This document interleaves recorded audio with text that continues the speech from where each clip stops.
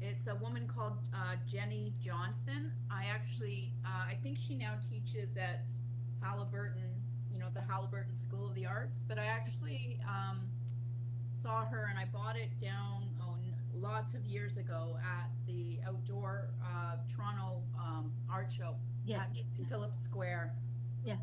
when we were still allowed to do that. But I've had it for quite a long number of years now. Yeah. I've admired that one too. It's cool. Yeah. Thanks. Yeah, I thought Yeah. it's just kind of, I like it's just very simple, but it's just, I like the way she did it.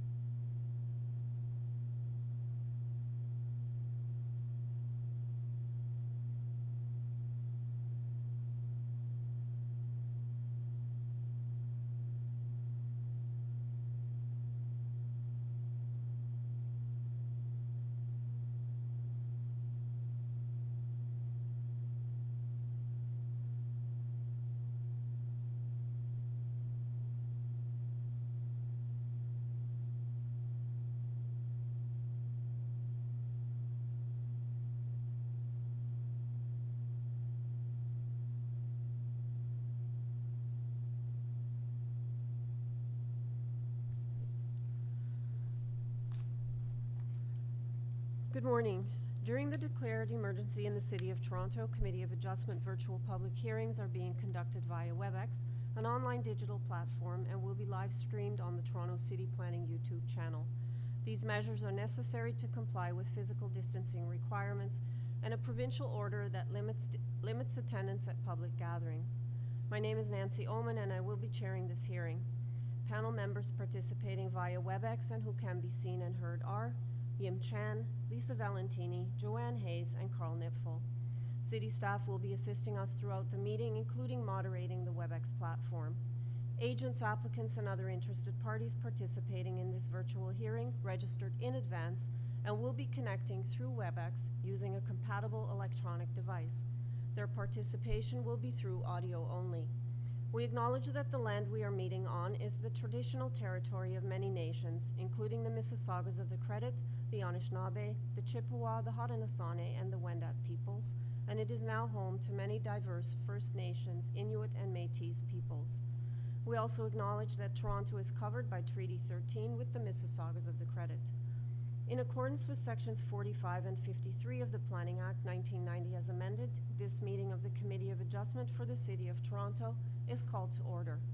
The Committee of Adjustment considers applications for variances from the provisions of the zoning bylaw that apply to the property, permission to extend or alter lawful nonconforming uses, and consent to sever property to create new lots. Anyone who wants to receive a copy of the committee's decision for an application must submit a written request by email to the general email address for the Committee of Adjustment, Toronto and East York District Office. Please include your name, address, and an email address. All Committee of Adjustment and TLAP notifications and appeal updates will be sent by email only. If you do not agree with the decision of the committee, decisions may be appealed to the Toronto Local Appeal Body known as TLAB, or in some limited circumstances to the Ontario Land Tribunal known as the OLT. Appeal instructions will be set out at the bottom of the committee's decision. Participants who have registered in advance will be connected to this virtual hearing and will be muted automatically upon entry. When your item is called, each participant will be unmuted by the moderator, one person at a time. I will call each item in the order listed on the agenda. Where an application is uncontested, the agent or applicant may proceed with their presentation if desired. When the committee does not require a presentation, applicants are to advise the chair should they wish to speak to the committee. The committee may ask questions and or take the matter into committee for a decision. Each speaker, including the applicant or agent, will be given a maximum of 5 minutes to address the committee, and I will comment when you're reaching the 5-minute mark. When addressing the committee, please speak slowly and clearly state your name and address. Please confine your remarks to the matters outlined in the application. Where required, the applicant or agent will proceed first with a presentation of the application, and then individuals either in support or opposed to the application will be invited to speak. Committee members may ask questions of each speaker after they have completed their presentation. When all speakers are finished, the applicant or agent will be unmuted and will have an opportunity to rebut only those issues that were raised by the speakers. This will mark the end of the discussion, and the application will be taken into committee for a decision. Please note, the committee may not entertain revisions to the proposal at this hearing today. The committee may decide to defer the application if substantially revised to ensure the revised application is accurate and that all those entitled to notice are informed of the changes. Madam Deputy Secretary Treasurer, have the minutes of the last Committee of Adjustment public hearing been confirmed by the members? Good morning, Madam Chair and panel members. The July 22nd, July 28th, and August 4th minutes are ready. Okay, let me just, I'm sorry, can you just repeat that? July Yes. 22nd? July 28th Yep, and August 4th. and August 4th. Okay, panel members, can I have a motion to adopt the minutes for July 22nd and 28th as well as August 4th? Moved by Ms. Hayes, seconded by Ms. Valentini. Okay, all in favor? Okay, those minutes have all been adopted. Panel members or staff, does anyone have an interest to declare in this morning's hearing? Seeing none? Madam Deputy Secretary Treasurer, are you aware of any request to close or withdraw any files this morning? None for today. Okay, thank you. All right, so we will start with item number 1, which is 141 Winchester Street. We have before us a copy of the plan of survey, site plan, floor plans, and elevations. And we have a staff report from Heritage, and they're asking for a condition. Okay, do I have the applicant on the line? Yes, hi. Hi, can you please identify yourself for the record? Robert Mckay, I'm the architect. Okay, panel members, do we need a presentation on this? It's fairly straightforward. Okay, does anyone have any questions for the agent? Mr. Nipfel.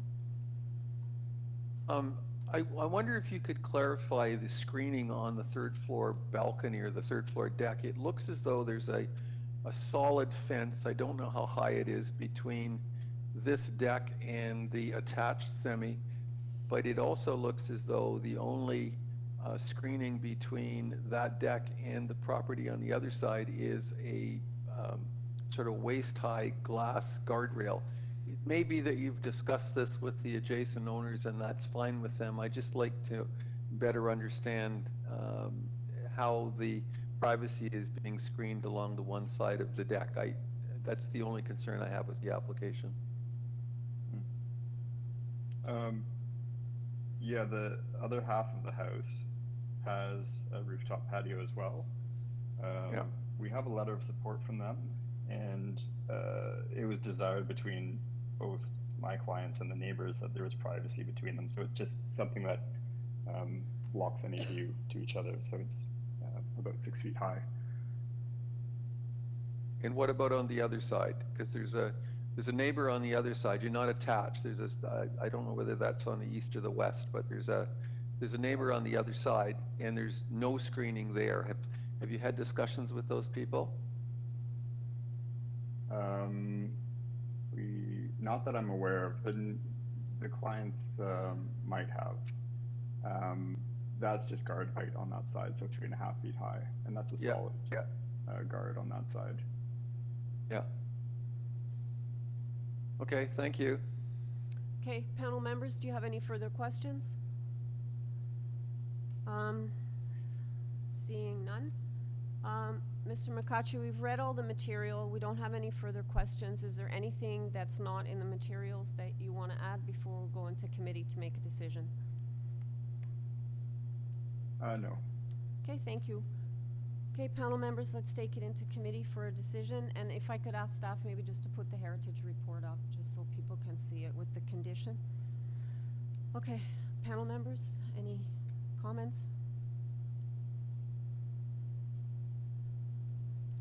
Okay, Ms. Hayes? I'll start. Reviewed all material. I think this is indeed minor. It's not unprecedented in the area, and I believe it meets the 4 tests. And if my colleagues have no further comment, I would move a motion to approve the application subject to the heritage condition. Okay, have a motion to approve, including condition in the August 11th Heritage Report, moved by Ms. Hayes. Do I have a seconder? Ms. Valentini, all in favor?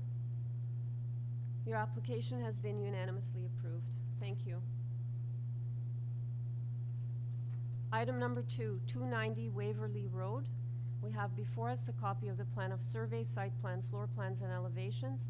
Forestry is asking for conditions 2 and 3, and correspondence expressing concern from 288 Waverly, and I believe they're concerned about soil disruption, foundation damage, and loss of light, depth, and impact to the character, and that they were asking for some conditions in some of the correspondence, and I don't believe that we're in a position to impose some of them. But do I have the agent or applicant on the line? Good morning, Madam Chair and members of the committee. My name is Sean Tusi. I'm the principal at Mimar Architects Inc., representing the owner today. Okay, and do you have the, okay, Mr. Tusi, can you give us a presentation, no more than 5 minutes? We do have the concerned neighbor on the line. Absolutely. Madam Chair, I will start with the overall project. So the project located in East York in the beach area. Lots are small. They are semis, combination of semis and detached houses. 3 stories permitted. The character of the neighborhood is intensified 3-story houses, especially anything that is building new. And a typical committee of adjustment application, typical new houses are rear addition and as well as 3rd-story addition. When you have a 3rd-story addition, as a nature of that 3rd story comes the variances for height. And but if you look at the typical variances for height that typically gets approved at committee, we are on the lower side. So even though that zoning wise the numbers looks higher, but we are on the lower side of what typically gets approved. A very big portion of that is the shingle roof, as you will see in this screen on the top, about 1.31 meter of that. And then we have a further setback from the front of the house, and then we also have a lot of setback from the back of the house. So that 3rd story, as you look at it, that was actually a great plan that we had that was showing the roof. If you can see that, yes, yeah. As you can see, yeah, this is good. We could keep this. So as you see, we have setback from the front of the house, and then we have further setback again because we have 1.5 meter slope. So the impact of this extra height is extremely reduced by these setbacks from the front of the house. And then when you get to the back of the house, we are literally making the height less because currently there is a sort of a slope roof instead of the 3rd floor that we are eliminating that, making it flatter. So technically we're reducing the height at the back of the house for what is there right now. And then that 3rd story is where the actual main building is. And the neighbor in concern, they are positioned in the south of this property. So as a result of this project, if any light, they will get more light in terms of ambient light, and in terms of shadow, the number they quote 0 shadow because they're number 288. They are in fact casting shadow on the property. Switching into their concerns. So it might be a misunderstanding. We're not reducing the setbacks. We're extending, as you will see in this, we're extending the building at the back so that we're keeping the side yard setback. We're keeping the access they had a concern with. And none of these is really changing. It's just simply keeping the existing setback, but because the zoning has changed, they may not know this, but because the zoning has changed, we literally need to get an approval for what is existing there, as well as the extension of the same setbacks. The other items I remember, if anything, on their note, the building depth, we're only less than half a meter request. As you see, the reduced setbacks and intensification is very, very normal in that part, and we think it very much actually fits in the character of neighborhood. I'll just limit it to this, and then if needed, I will be happy to answer your questions, panel's questions, or the neighbors on a rebody. Thank you. Okay, thank you, sir.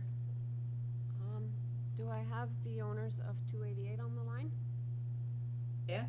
Hi, can you please identify yourself for the record, name and address? Yeah, my name is Petra Hübinette. We are the owners of 288 Waverly Road. Okay, I also have Mark listed. Are you the one doing the speaking today? Yes, unfortunately, he has to be on another call, so I will do the speaking. Okay, no worries. So we're starting the clock now. You have 5 minutes. Okay. Thank you. First of all, I was told that, well, as you can see from our letter, we have big concerns about the soil. As you know, the beaches are notoriously sandy. Someone said this is not the right, this is zoning, it's not the right forum to bring this up, but I would like to do it anyway. That's okay? Sure, you have 5 minutes. Just so you understand, the committee only deals with the planning issues in front of us, the variances, and then the building department, they're the ones that check grading and all the things that they need to comply with. Okay, go ahead. Okay, so I should turn to the building department regarding the soil issues then? Is that correct? For the soil, yeah, for the grading and the issues that you have that potentially runoff can damage your property and whatnot. Yes. Okay. Right. So then I will move over to the house. I was comparing especially the extension in the back, and like for the two reasons I said, I think it will impact our enjoyment and value of our house. There will light actually comes down there a lot because it's kind of open that way because of the way the lane works. It's not blocked by other houses, so actually we get a lot of light from that direction into the garden. And I noticed there's also will be a balcony on the 3rd floor with like a little opening towards us, which means they would look right down on us, which I don't think it's a great idea. Also for the garden, if you want to do gardening, you need light. We would like to do that. Then in between the houses, I did not quite catch or understand what Mr. Tusi said about that, but this is where we'll be highly impacted by the soil and the leaning of 290 Waverly against our house. So to make that narrower doesn't seem like a good idea. We also need to get in there to do repair works, and we have 2 windows in this side lane. 290 doesn't have any windows, but we do, and it's already a little bit dark there. So to build something higher and closer would make it even darker. So that was my other concern.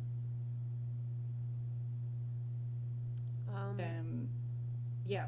Also, I'm hoping our trees are not going to be affected by this. Any questions? No. There, I was just going to add, you still have some time left, and just so you know, their forestry department is requesting conditions on this. 2 conditions. Okay. So they have looked at the surrounding trees. Yeah. What I want to say, if you look at the other surrounding houses, like our 288 Way, for example, we have a little bit of an extension, and so does 292. And we wrote that, I think that should be the end of the extensions, because this is the beaches. It's supposed to be, quaint and cute. And if you have these really big houses, like filling up the gardens, and we will just have like a huge brick wall to look at. I don't understand why some houses should have that, so it would be more uniform and more in character with this really quaint neighborhood to keep the extension in the back as, for example, 288, 292, and these other houses on that side that already have a bit of an extension. So that was, you know, you need to, the design of the neighborhood will also be kept by doing this. Okay. Yeah. Anything else, or is that everything?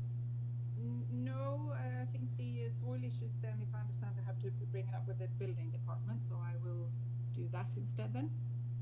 Okay, let me see if my panel members have any questions for you. Mr. Nipfel. Yeah. Yeah, Mr. Nipfel, go ahead. I don't know if the lady at 288 is aware of the drawing that's A10.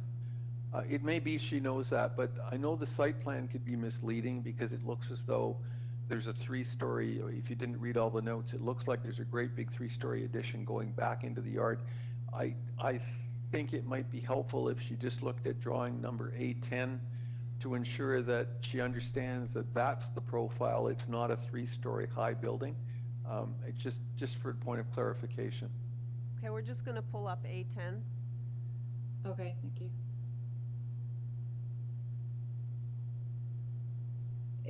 I do realize that, but what I'm saying is that the extension in the back will extend further than any other extensions of neighboring houses.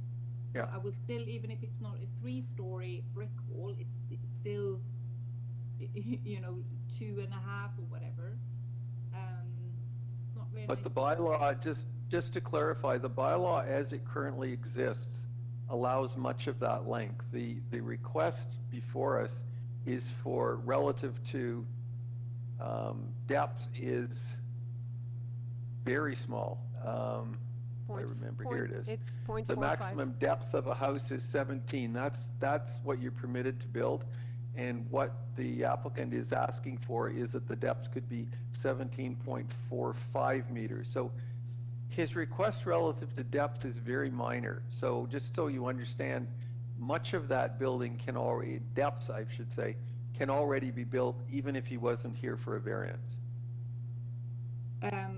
Okay, I don't know your laws exactly, obviously, but I would assume, like most cities have laws of, you know, even if you have that right in general in Toronto, is this specific to the beaches? I mean, shouldn't these regulations be adjusted to the neighborhood and the character of the neighborhood, so you keep it and also make sure that your neighbors, you know, don't suffer? Like, just because you have the right doesn't mean like a general right, does that not mean you should take all considerations into account? I think what Mr. Nipfel is just trying to tell you that as of right, without any, to comply with the bylaw, they can go 17 meters and they're only asking for 0.45 meters. So what Mr. Nipfel is trying to show you is that they can pretty much go the depth they're going except for 0.545 meters without having any variances. It would then comply with the bylaw that's in existence for that area, for depth. Yes, I understood that, but I guess I'm asking, well, the city, I mean, the city has these, but the city has bylaws for, you know, they're for your area, different areas. Sometimes there's differences, but this is the bylaw that's in place for your area. You're permitted 17-meter depth. Okay, and do you have bylaws for not blocking neighbors and keeping the character of the neighborhood? There is no bylaw for character, but it is one of the things that we look at when making our decisions. There's a number of things that this committee or the planning department in cases of rezonings that they look at as a whole. Well, so. Yeah, well then I'm asking you to do that. So if you please look at the other houses on the street. You know, it's a really nice lane and it's a very friendly lane. People are very friendly, and we have kind of relatively cute gardens and actually lane parties and things. And you know, to have these, if you start building these really big long buildings, you take away from the gardens and you take away from that whole character. Okay. And not only, like I said, there will be light and privacy, and I have to look at a brick wall, which is not very pretty. Okay, panel members, do you have any further questions of the speakers? No. Okay, thank you very much, Ms. Houbinet. Mr. Tusi, are you there? Yes, Madam Chair. I'll try to make the respond very quick, the rebutting. So the issue of light, I mean, no matter where we are, the sun comes out from the same place and goes down from the same place. So there's no shadow because the neighbor's property is on south. In terms of general light, we are increasing the general light. I mean, if you look at that A10, which is the sort of a side yard, we are reducing the math. If we can bring that A10, because like the rest of my explanation would probably be on that. Just to clarify, because I understand these are drawings, these are 2D, they're not like 3D rendering, so some neighbors might have a little bit of a issue understanding.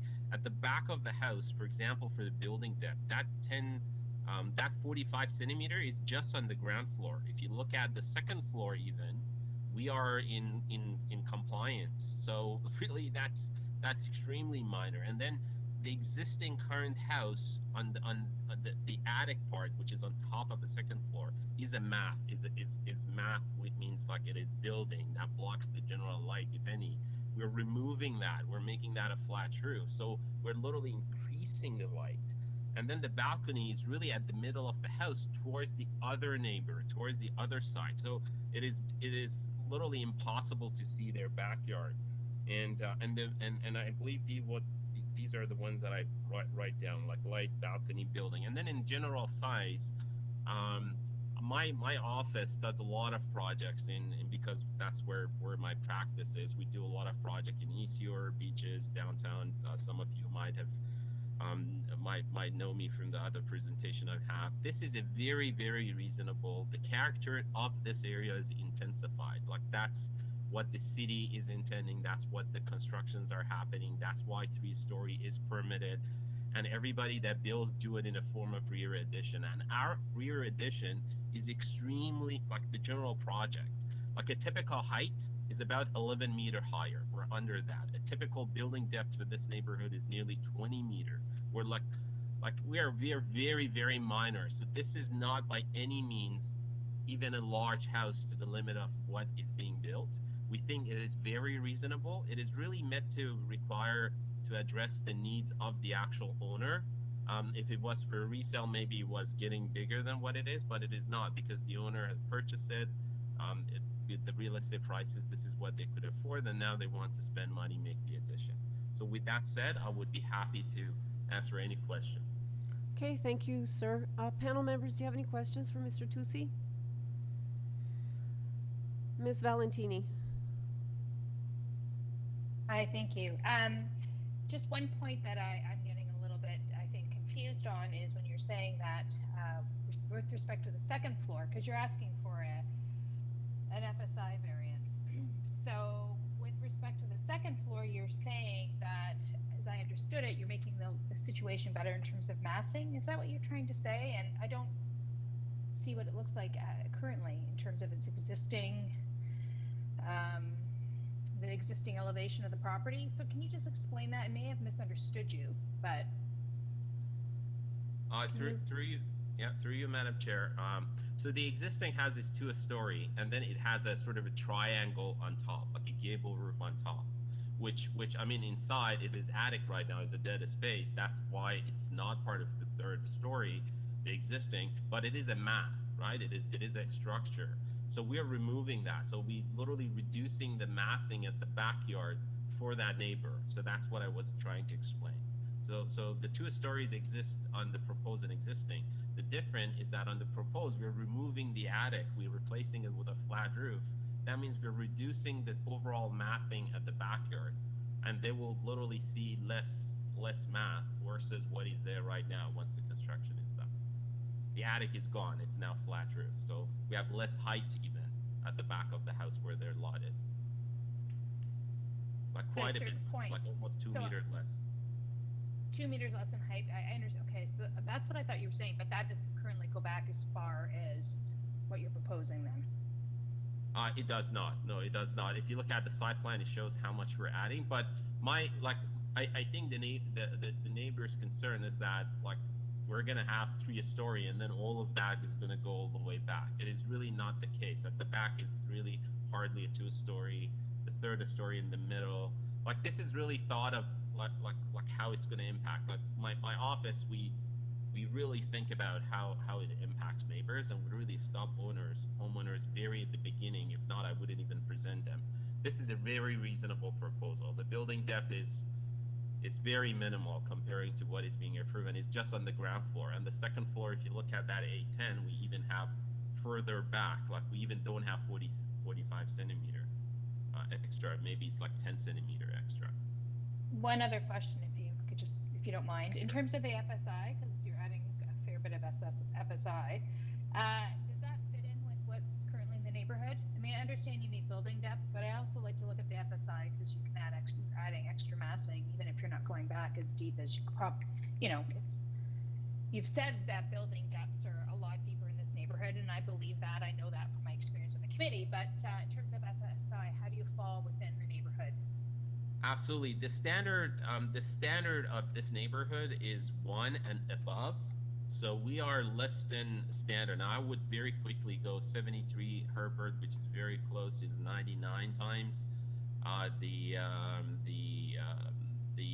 163 Buller Avenue is 1.29. So almost Belfair is 1. So the typical goes above 1. So we really, like, the owner didn't need it, and they were worried about construction costs. So we really kept it to the minimum size, but it's very common. Like typically it goes 1 and above. We're below that, as you see.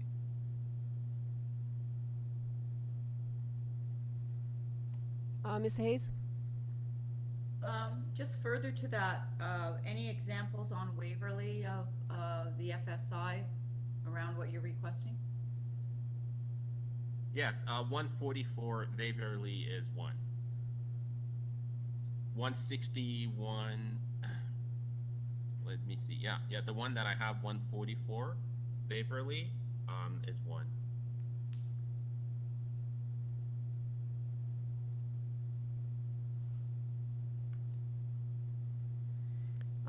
Just a quick question in And terms. I have Kenilworth. We have Kenilworth, like few of them, which is very close as well. But I mean, I have 18 comparables, to be honest, in the table I have in front of me. Unfortunately, my office didn't submit this to you, we sort of have a comparable tables before we even start the design. And what I'm looking at is literally 18 similar applications that are same as us or more. And they're all, many of them are like maybe 40% of them are 2020 or more. Just in terms of the depth again, number 292 seems to be a bit longer, and also 288 looks like it has some kind of an addition at the back. How's it going to line up with those? Is it roughly the same? Well, if you look at the site plan, we took it from the survey. I'm just trying to see what is the date of the survey that I received. Was in, let's see, 2020 it seems. Yeah, it was October, end of 2020. So I think it is, if you look at the survey and look at the site plan, so it really shows how much further back we go. But it doesn't change the fact that we're only 45 centimeter at the back, and then on the ground floor, on the second floor we're even less. Can we bring the A10 if that's okay? Because that very much explains the building depth. So if you look at it, if you can show the, if you can see the ground floor, so we have that 45 centimeter for the ground floor, right? When you go to the current second floor, we're even further back. We're about 40, like on the second floor, we're probably about 10 centimeter asking for variance. And then the third floor is literally not even close to that, even though that the bylaw would permit the entire third story go 17 meter. So we think this is much, much better than as of right even, because the as of right would permit the entire 3-story go 17 meter. So really, I think the confusion is that neighbors shouldn't compare what is there with the proposed. They should compare the as of right with the proposed. And then the question is if this comparing to the as of right is meets the four tests, and we think in this case this is better than the as of right, because we're not 3-story going 17-meter. Only the first floor is that much. The second floor is even further back, and then the third floor is not even half of the house. Okay, Ms. Hayes?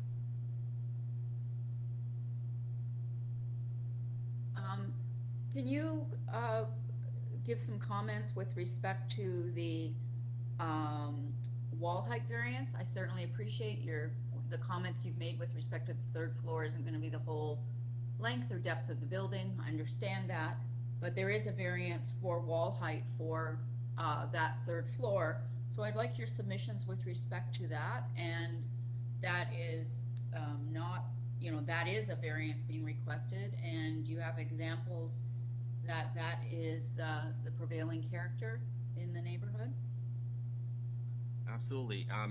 Through you, Madam Chair, as I kind of mentioned in the beginning, when in the neighborhoods that 3-story buildings are permitted, going above 7.5 meter and going above the height becomes really normal, because you wouldn't really be able to have 3-story with 7.5 meter.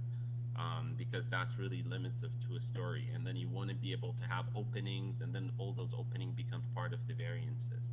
So in general, is common to get variances that are a little bit higher than, let's say the 0.5 meter that typically gets considered, is very common.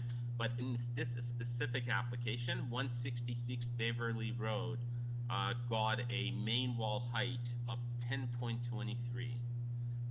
163, I'll go through the list. 297 Waverly Road received approval of 10 meter.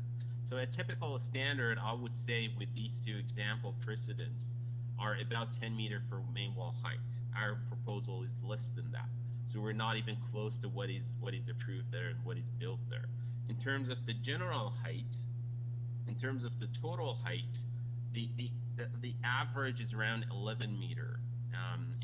If you look at 204 Waverly Road, 11.114 meter approval. If you look at 204 I mentioned, if you look at, I'm looking for the addresses in that street, 144 Waverly, it was 11.95, but I believe it was approved for 11 meters. So it was it wasn't approved for what they asked, but it was more than what we were asking. So, and then I can go to a few streets here and there. In Kenilworth to 11 Kenilworth is 10.58.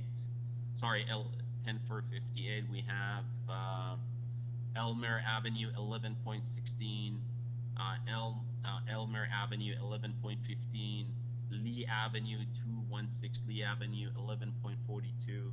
So these are all the approvals that they have received. So we try to keep it on the lower side of approval, just to make it reasonable, very well fitting, and hopefully a reasonable approval from the committee should they decide to approve. Any further So we questions? think on both of them is very well meets with what has been approved and what is being constructed.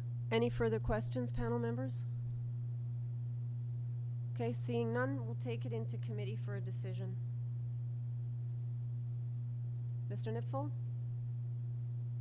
Madam Chairman, I think, as the applicant indicated, that this is a relatively sensitive addition, and it does in fact improve upon both the as of right opportunity and the existing condition relative to not blocking sunlight.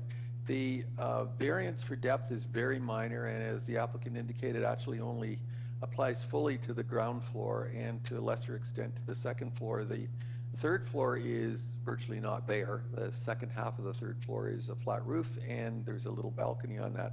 I think all things considered, this is relatively sensitive to the adjacent owners. It does go further back than the neighbors on either side, but not, in my view, to a great deal. As the applicant also indicated, it's an area of transition. He identified it as intensified with 3-story additions. The additions, for the most part, are at the back of the buildings. The predominant character on the street is of a 2-story building, usually with a pitched roof or a form of pitched roof, which gives the impression of maybe 2.5 stories. All things considered, Madam Chairman, I think that the the application before us warrants approval, and I'd like to move approval subject to forestry condition 2 and 3, and also because so much is tied up with the specifics of how this building is massed, I'd like to suggest a condition as well that the development be constructed substantially in accordance with the drawings we have on file. Okay. I have a motion to approve with forestry 2 and 3 with the condition to tie to plans submitted. Moved by Mr. Nipfel. Do I have a seconder? Ms. Hayes? All in favor? Your application has been unanimously approved. Thank you. The next item, item number 3, 98 Hogarth Avenue. We have before us a copy of the plan of survey, site plan, floor plans, and elevations. The applicant or the agent is requesting a deferral. Forestry is asking for condition number 2, and we have a lot of opposition.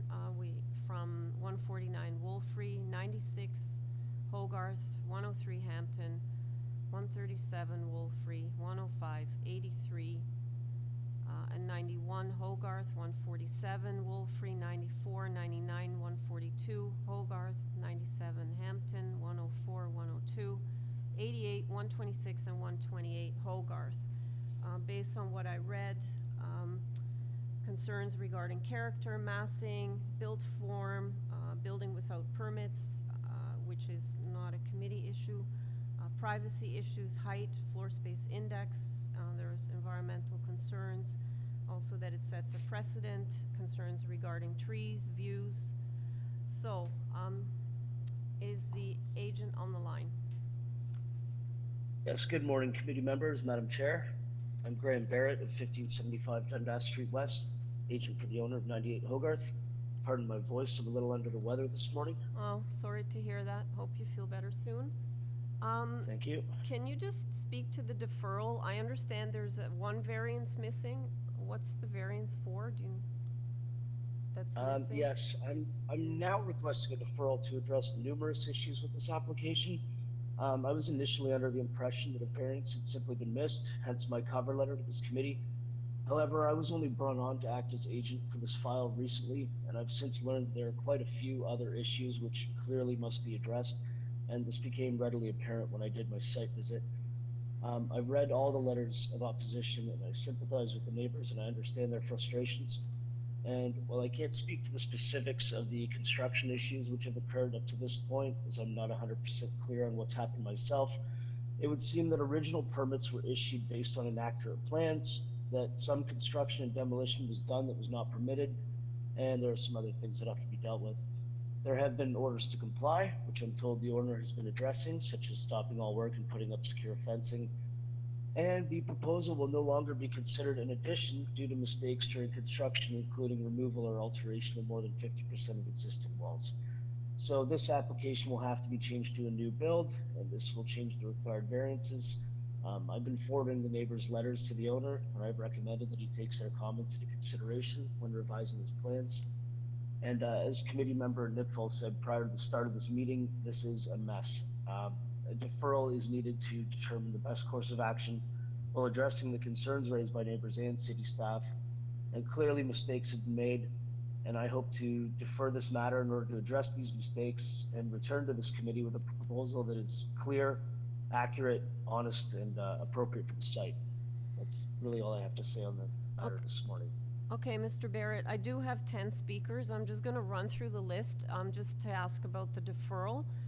Before I do that, I just would like to know if you're making a commitment to consult with the neighbors especially after you've made all the revisions and dealt with what, as you put it, the mess, and fix it up. Yes, I've certainly communicated that to the owner, that it's in his best interest to address the neighbor concerns and be in touch with them. I've been keeping track of all the letters that have been sent in, so as part of the process of returning to this committee, I would certainly be reaching out to them. Okay, thank you very much. I'll come back to you. All right, do you have the first speakers on the line? Hi, Andrea? Oh, Hi, it's Andrea York from 90 Hogarth Avenue. Hi, I'm Andrea. actually going to adopt the submissions of Elizabeth Mitchell from 88 Hogarth. Okay, if, so you're her speaking help. on behalf of her also? I'm going to adopt her submissions. Oh, I don't see. need to Okay. submit So them at this point. basically, we're only dealing with the deferral request, which, as if I assume you were listening to the agent who has just been brought on board, there are significant things that need to be fixed up. Based on what I heard, the submissions or rather the application before us is incomplete. There are errors in it. So they're asking for a deferral, and I just want to know where you stand on deferral. It does seem necessary, and the applicant has agreed that he will be communicating with the neighbors in particular. So that means we're not hearing it today. That means it has to go back. It's got to be looked at to make sure the variances are correct.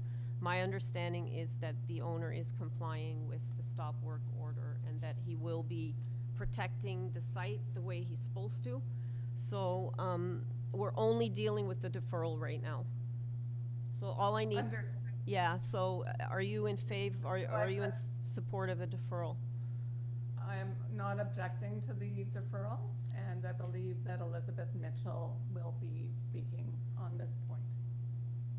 Okay, so once this is all completed and the applicant has, cleaned this up and has come with a revised proposal, it'll come back to committee and everyone will be recirculated. So thank you.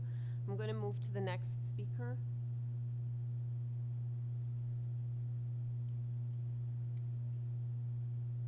Ms. Bailey, are you there? Yep, I'm here. Again, we're not hearing the application. Yeah, we're not. Yeah. I'm sorry? I understand. I understood. I was listening to. what Okay, you said great. again. So, just I your, wanna say, yeah, go ahead. yeah, I appreciated what Mr. Barrett had to say, and he did recognize that it did need to be resubmit as a new build and not as a adjustment. Okay, so you fine. understand that the deferral is necessary and you're in support of the deferral? Yeah. Okay, thank you very much. Yeah. Diana Chastain?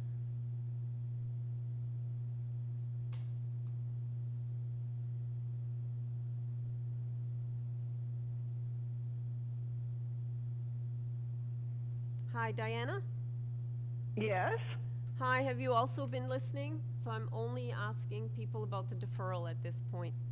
Yes, it's Elizabeth Mitchell. Actually, I wasn't going to speak, although I did write, and I do. And are you still on this on 98? Is this the committee? I'm on the, so I can't see what's going on. Okay. Okay. So Elizabeth Mitchell should be speaking. Is she not going to speak? She has.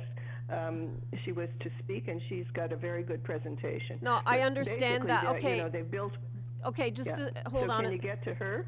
Yeah, hold on a second. We're not hearing anybody speak at the moment. We're dealing with the deferral only. I don't know if you've been listening. I don't know if you listened to what was said by I did listen. Yeah. So what are you asking me? Whether I approve of the deferral? Yeah, whether you understand that a deferral is necessary and that I understand, but I still have extreme concerns, and so do all the neighbors, because it's already been built. Most of it has been built. So if he didn't have permit for that, why is he not required to take this down? So basically, and start again. Basically, you know, I mean, I understand. Okay, the way it works, like it or not, is that when this happens, and clearly neighbors have called, the city's been out, an order to comply has been issued.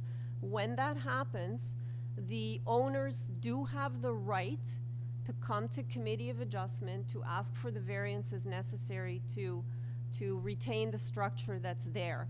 And what I'm saying right now is that based on what Mr. Barrett said earlier, is what's before us is inaccurate. It doesn't reflect what's there. As he put it, you heard him say it's a bit of a mess, and they need to rectify it, and he has gone through all the letters. I understand all that. So the fact that he did this without a permit is to the side, and he is not, the builder is not responsible for anything. So he has another chance to do things without any penalty. That's the way it works. Is that it? I wouldn't exactly put it that way. At this stage, we don't know what the penalty possible. is. Well, Okay, look, yeah. it's possible. I don't make the rules, but that's the process that is in place. Okay, so yes, it was Elizabeth Mitchell who was going to speak. So if I don't know if she's on the, Yeah, she she's must on be my there. list. She's on the list. I'm going through my list in order here, so I'll get So to ask her next because she was prepared to speak, okay? I have one before her because we have phone numbers that don't That's jive. fine, as long as you have her Yeah, as yeah, well. she's here. Okay, thank Don't you for worry. asking me. Okay. Okay, Jess Dobkin. Hi, hi, is this Jess? Yes, speaking. Hi, have you been listening? So I'm only dealing with the deferral right now, the deferral request. Sorry, I've only been half listening, but I am tuning into this because I have an issue with the variance of that property. Okay, so and the basically the variances before us are incorrect. There are variances missing, some may have to be changed. The agent was just brought onto the file. He has read through all the opposition letters. So a deferral will allow him to get the correct variances before us, and it will also give him an opportunity to sit down with the community and show you the revised plans and the variances, because it'll be recirculated and it'll come back at a later date when this, and in the meantime, we'll all need to attend another meeting at that time, is that correct? yes, you will be the circulation area, and I'm assuming everybody on this list will be notified, Madam. Yes, people who wrote in that we have their information will also receive notice. Okay, I also share the concerns that it was built and is there now without permit, and what that, just that. Yeah, I agree. This, that you know, concern. things aren't perfect, but this is how the process works. But in the meantime, Yeah, 'cause it's actually, the structure is there, like they yeah, went I ahead saw and it. built I without the drove. permit. I drove by. I've seen it. So, Yeah, I okay, understand. Thank you. Okay, I Thank understand. you. Yeah, you're welcome. Okay, Elizabeth, are you there?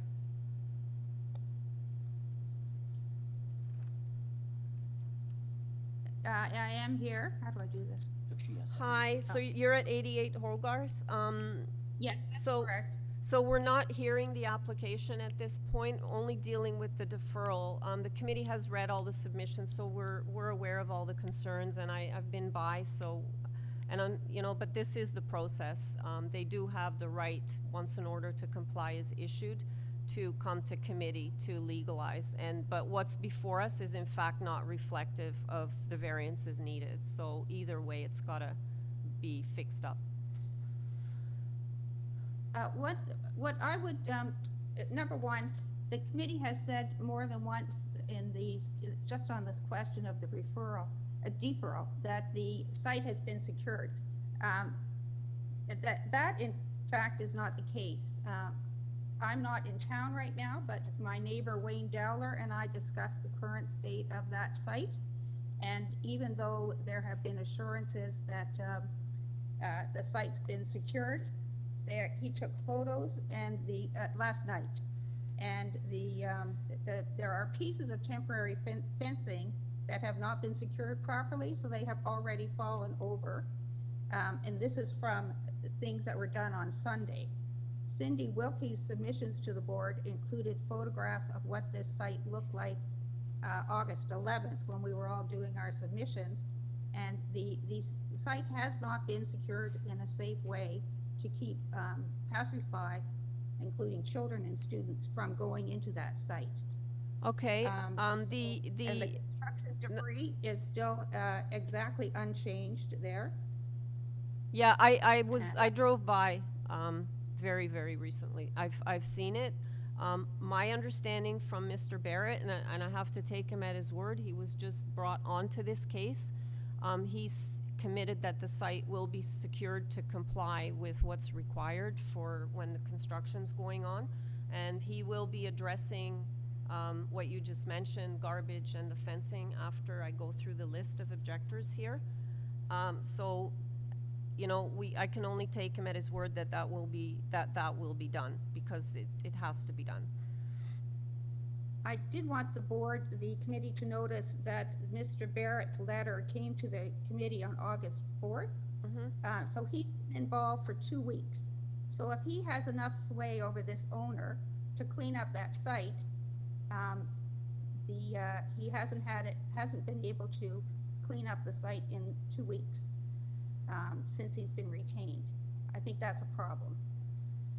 The other problem that I see is that the orders to comply preceded his retainer. They came out July 23rd. Okay. Now, the other problem I see is that this is a complete rebuild now.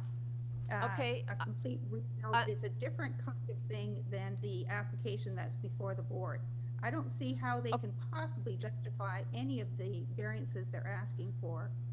Okay, as Mr. Barrett said, when they go through all of this to clean up this request, it will come through as a new build. It will no longer be like just a 3-story addition. There are a bunch of technicalities that need to be cleaned up, which is why they need the deferral. Well, I think he's been ordered to comply by demolishing. Okay, but I'm sorry to cut you off. The order to comply is not the committee. The committee looks at an application as though nothing has been built. That's how we are supposed to evaluate it. And at this point, we've been told by the applicant that they need a deferral to fix all these variances because they're not correct, and the purpose of the application is not correct, and there might be more than one variance missing. They might get rid of variances, and Mr. Barrett says he will, consult with the neighbors, and maybe they can tweak some of it. I don't know, but there are, for technical reasons, the deferral is needed. I would suggest that the appropriate thing then would be to put strict conditions on this. I don't know if the committee has been copied with my letter, which I submitted. Yes, I've read the letter. We've all read all the submissions, and again, we're only dealing with the deferral right now. We're not dealing. Oh, yes, but I'm sorry, Madam Chair. I did 2 letters. My first was a timely letter of objection, and my second was a slightly out of time objection to the deferral. And I suggested that this application, as it stands, be dismissed outright, or alternatively, that strict terms be given. And I don't know. Right, I'm looking at it right now, and unfortunately, these are not things that the committee can impose. The committee only deals with the variances. Everything that you have listed in here is not part of our jurisdiction. The urban forestry, you're talking about securing the site, that's through the building department. The building department does their thing. It's totally separate from the committee. So I see, and I understand what you're trying to do, and I appreciate your efforts, but these are not conditions that the committee can impose. Well, I suggested that I'm not asking the committee to make any orders with respect to the building department or the urban planning, just to require that those issues that are already disputed by those 2 departments be addressed before this applicant can come back to the Committee of Adjustment.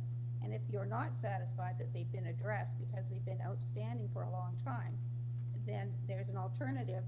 If it's not resolved in 2 weeks, then by alternative order request from the committee is that you at that point say the conditions haven't been met, and this application as it stands right now is dismissed. The application for the current variances.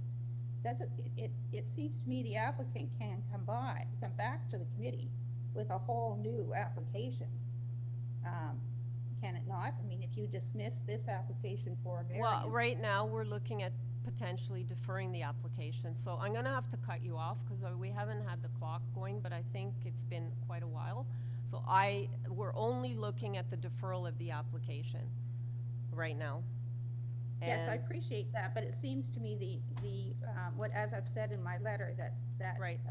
I setting the Okay, conditions that if they're not okay, met. as I means- said, yes. the committee cannot impose those kinds of conditions. When this application comes back, forestry, as they have now, forestry will ask for its conditions. If they feel something hasn't been met, then they will tell us, as will any other department that is circulated. They will provide us with reports or comments on anything that they want conditions on that we can impose, and anything that they feel is necessary to be addressed by this committee. Well, I think I think the committee is fully aware that this is a builder who has completely breached any trust with the neighborhood and has shown no honor with respect to the city's bylaws or cooperating with the city's department. Right, okay, understood, and I'm going to move on to Mr. Dowler now, to ask about the deferral. So are you in support of the deferral or not?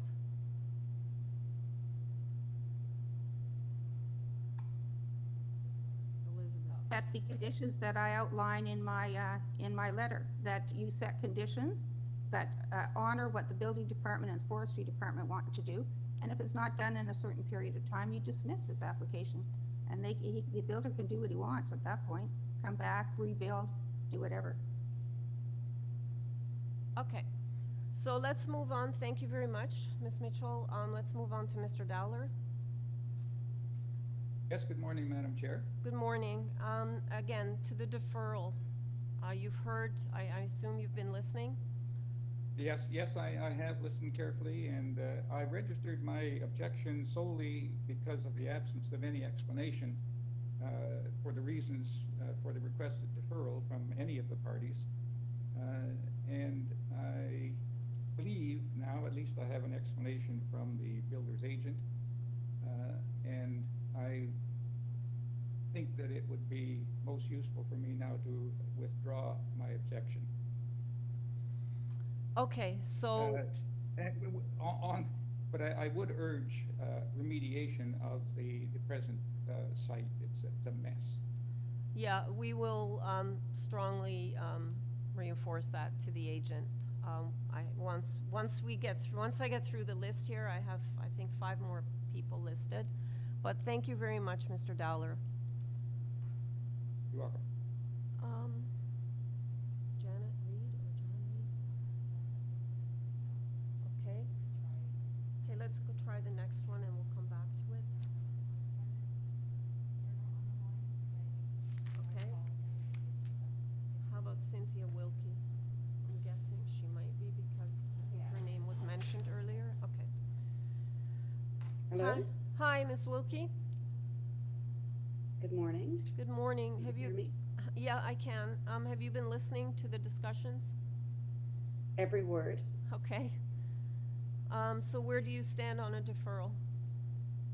Well, I think it unfortunately is necessary. It's unfortunate that the neighborhood has to continue to live with this improper development, but I appreciate Mr. Barrett's candor about the multiple problems that are presented by this development, and I reluctantly have to agree that it's necessary to have a proper application before you, one that actually corrects the misleading and deceptive information that has been filed here. I'm troubled by the continuing condition of the site, and as Ms. Mitchell has pointed out, 14 days after Mr. Barrett took on the file, it continues in exactly the same condition, so unsecured and messy with debris all around it. So this is very discouraging, and I've heard what you've said about what the committee can and cannot do, but whatever you can do to urge or require that this the condition of the site be taken care of would be greatly appreciated. And I don't know whether you can impose a condition on the owner that he and his agent convene a meeting or a series of meetings with the neighbors, but I think that would be appropriate. It is very frustrating for everyone that the site is like as it is, and that all of this has been done completely outside of the law. It shouldn't be permitted or encouraged, but I think we are where we are. So I have no objection to the deferral. I think it will be necessary. Thank you very much, Ms. Wilkie. Mr. Symes? Hi, are you there? Hello there, yes. It's not clear to me about this deferral, what the choice is. You're talking to each applicant, but what are the choices? Well, the other option would be to hear it as it is, although I think based on the fact that this is an incorrect application before us, it doesn't really make much sense because the purpose isn't correct. There could be errors in the variances. There are definitely missing variances also. So we in fact wouldn't be having before us really what's there based on what Mr. Barrett has told us. And I really sympathize with all the neighbors for a variety of reasons, living next door to it, being in the area, the fact it was built without permits, but we are kind of here at a crossroads and have to make a decision to move forward. Yeah, so moving forward on the variance request that's presented is not going to be correct because these aren't all the variances that are actually there with that particular building. Yeah, that's correct. Okay. And I'm going through my list here because, clearly you've all taken a lot of time. You've spent a lot of time writing letters and being on the phone here. So I hope everyone understands that, it is kind of something that's necessary, and I know it's not preferable, but it is what it is. Yeah, it's not very good, but I agree that we need a deferral and they need to present properly. Yep. Yeah. Okay, thank you. Okay. Is it Youngblood? Hi, Robert, is it Youngblood? Yes, that's correct, Robert Youngblood. Hi, have you been listening to the discussions? Yes, I have. I've been following everything. My only concern is that the deferral is a tactic to allow the builder to access a set of guidelines which will give them more permission to expand. I don't think it gives them anything extra, but because if variances are incorrect and the building inspector goes there, it ends up coming back anyway, because we have to approve the correct variances to reflect normally what's not built, but in this case what is built. And I'm hopeful that there is some room here for Mr. Barrett to sit down with the community also to have some discussions about some of the objections and whatnot. I don't know how he can massage anything, but hopefully he can. So that's another thing that could happen and should happen if the deferral is granted.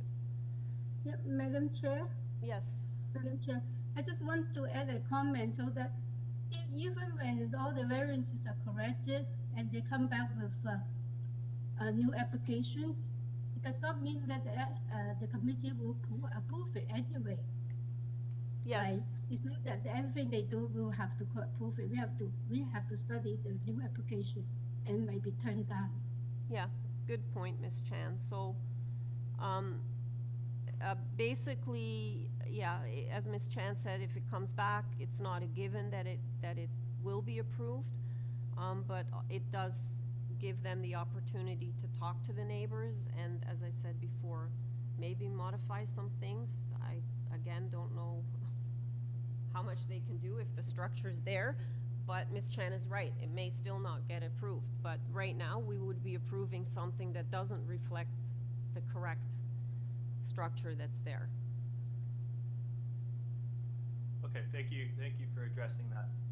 So I will approve the deferral. Okay, thank you. Okay, do we have any, just bear with us for a second because we have some phone numbers that don't match. So, Janet and John Reed, we've tried emailing you. We don't have a phone number for you. I don't know. Okay, we're gonna just check with whoever we have left here on the line. Hi, I have someone calling in with the phone number 926. Can you just state your name and what file you're here for?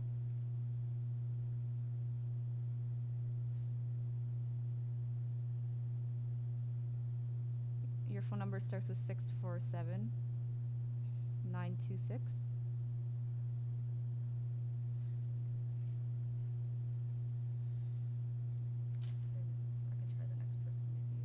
Okay.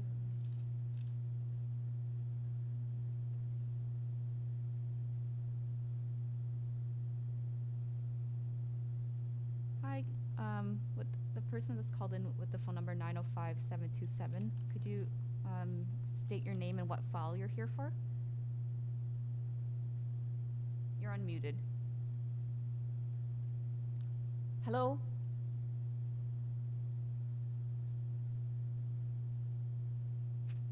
Hello? No? Okay, so you're unable to reach those two? No. Okay. Okay, Mr. Barrett, are you there? Hang on, we're just unmuting you. Hi, Yes, Mr. I'm here. Thank you. Hi. Okay, so you've heard all the concerns. I know you've read all the concerns. Yes, I certainly sympathize with the neighbors on this. So I guess you also heard I get you've been on the case for 2 weeks, so should the committee grant a deferral, I guess, again, I'd like your commitment to meet with the neighbors to go over the file, and I'd also like your commitment to get the site secured with proper fencing and to protect the trees as Gladly. as part of the deferral. I will certainly pass on the requirement to secure the site properly to the owner. And he sent me some photos the other day with some fencing, but apparently it was insufficient. So I will pass that along. And again, if these issues persist, neighbors can always contact 311. But I'm hoping we can get this sorted out. It sounds like I was gonna say it sounds like the fencing fell over, according to one of Yeah, the people. I heard that as well. So I will let him know that he needs to clean up the site and put up proper fencing, because I mean we may be waiting for months for a new hearing date, considering the backlogs downtown these days. So I will highly recommend that he take care of that. And once we're ready to proceed, I will reach out to the neighbors. I'm not sure if I have contact for everybody who wrote in a letter, but my information, I believe it is on that deferral request. Did I include that on there? No, I didn't. You know what? I'll submit another letter to COA staff so it can be posted on the AIC with my contact information should any neighbors like to reach out to me, because I don't think I'm on the original application form. Hang on just 1 second. Madam Deputy Secretary Treasurer, do you have any other way to get the contact information to these residents or vice versa? Through you, Madam Chair, it would be in his best interest to reach out to the residents who have voiced concerns today, as well as those residents that have received notice, because when a new notice is circulated, it'll go out to the 60-meter radius. Okay, so I'm looking at my sheets here. So if you send in your email, I guess, and phone number, then can we post that on the AIC? Yes. So for those of you, Yeah, that would be a deal, because I'm looking through these letters of opposition now, and some of them have their addresses, some of them have a phone number, some have no email address. So it's kind of difficult for me to reach out to everybody, but I will happily do that. Okay, I think I don't, because they're kind of numbered here. So, but it sounds like Miss Elizabeth Mitchell, and there's a couple of people that I think sort of work with the community, so if you could find her contact information, I'm not sure if it's on her submissions, maybe start there, and then we'll also post on the AIC, which for those of you listening is the Application Information Center on the City of Toronto's website. Okay. Sounds good. All right, so you're gonna take care of all those things regardless, and I'm gonna take it into committee for a decision on the deferral. Mr. Nipfel. Madam Chairman, it seems to me that we have only two alternatives here. I don't think approval of this application, even if it didn't have all the problems, is appropriate because it's incorrect. The information is incorrect, the variances are incomplete. So I don't think the application could be approved, even if the committee were so inclined. There is the opportunity for the committee to refuse the application that we have before us. The downside to that I see is that the application is refused today. Between today and when a new application appears before us, perhaps nothing on the site would change. I don't know for sure. Mr. Barrett has given assurances of his good intentions, and I trust him, but there is the possibility that nothing would change, and that could be a long time. As Mr. Barrett indicated, it's going to be quite a span of time before a new application is before us. So the other alternative is a deferral, and although we can't attach conditions, and I think it was Mrs. Mitchell or Ms. Mitchell that suggested conditions, what we have done in the past, and I certainly would recommend this time round, is when an application comes back to committee and it's been deferred, we like to identify in our deferral decision why we deferred it in the first place. So if we deferred it because there wasn't enough community consultation, we would say it's deferred to allow the applicant to consult more with the community. That allows the committee that's sitting on the new application to understand what was before the previous committee and what was expected of the applicant before he came back.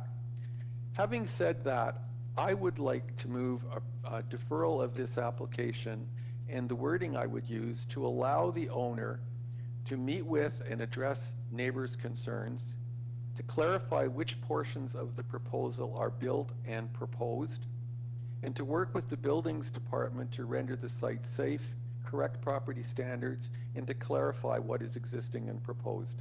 It seems to me that that addresses the issues that people were raising, and rightly so. They're not conditions, but that is a shopping list of why, in my opinion, I'm moving a deferral, and I would expect to see resolution of those issues when this item comes before the committee again.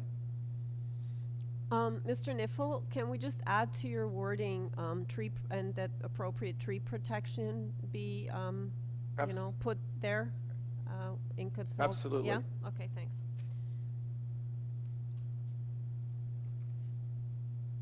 Okay, do I have a seconder for that motion to defer? Ms. Valentini? Okay, so that motion is moved by Mr. Nipfel, seconded by Ms. Valentini, and staff, you've written down so that will be noted in the approval for deferral, but just so everyone's clear, this is not conditions, but this is something that the committee can reference back to when this comes back to committee to make sure that this was all undertaken by, in this case, Mr. Barrett, the agent. Okay, all in favor? Your application has been deferred with those requirements. And thank you everyone for your patience and for attending this morning. Okay, the next item is item number 4, 52 Strathearn Road. We have before us a copy of the plan of survey, site plan, floor plans, and elevations. Revised plans submitted by John Zhu, the agent. Email correspondence from Mr. Zhu, the agent. Presentation materials submitted by the agent. We have forestry asking for condition number 2. Have 12 form letters in support from 10 and 7 Glen Cedar Road, as well as 39, 49, 50, 54, 55, 56, 60, 62, 67, and 72 Strathearn, so that includes both adjacent neighbors. correspondence expressing concern from number 51. And I believe the concern was regarding a tree in the front as well as overlook. Okay, do I have the agent on the line? Mr. Chair, Mr. Bronson here as agent for the applicant. I hope you can hear me okay. I can now. It was a bit soft to begin with, so I do have. Okay. I do have 3 speakers. Are they all on the line? Okay, Mr. Bronskill, can you please do a brief presentation? We do have 3 opposition people on the line. Thank you, Madam Chair, members of the committee. I should start off with just 3 small adjustments to the variances as they appear in the public notice, and these reflect the plans that are on file with the committee. So variance 3, which relates to length, I believe the notice shows it at 21.82 meters. Yep. And the new variance would be 21.66 meters. Okay. Variance 5, which deals with the floor space index. Yep. The 0.79 would be reduced to 0.78. Okay. And the resulting square meters for the house is 532.94. Okay. And then all of this is frankly just triggered by the adjustment to variance 6. It's a slightly increased front yard setback. So instead of 4.09, it will be 4.24.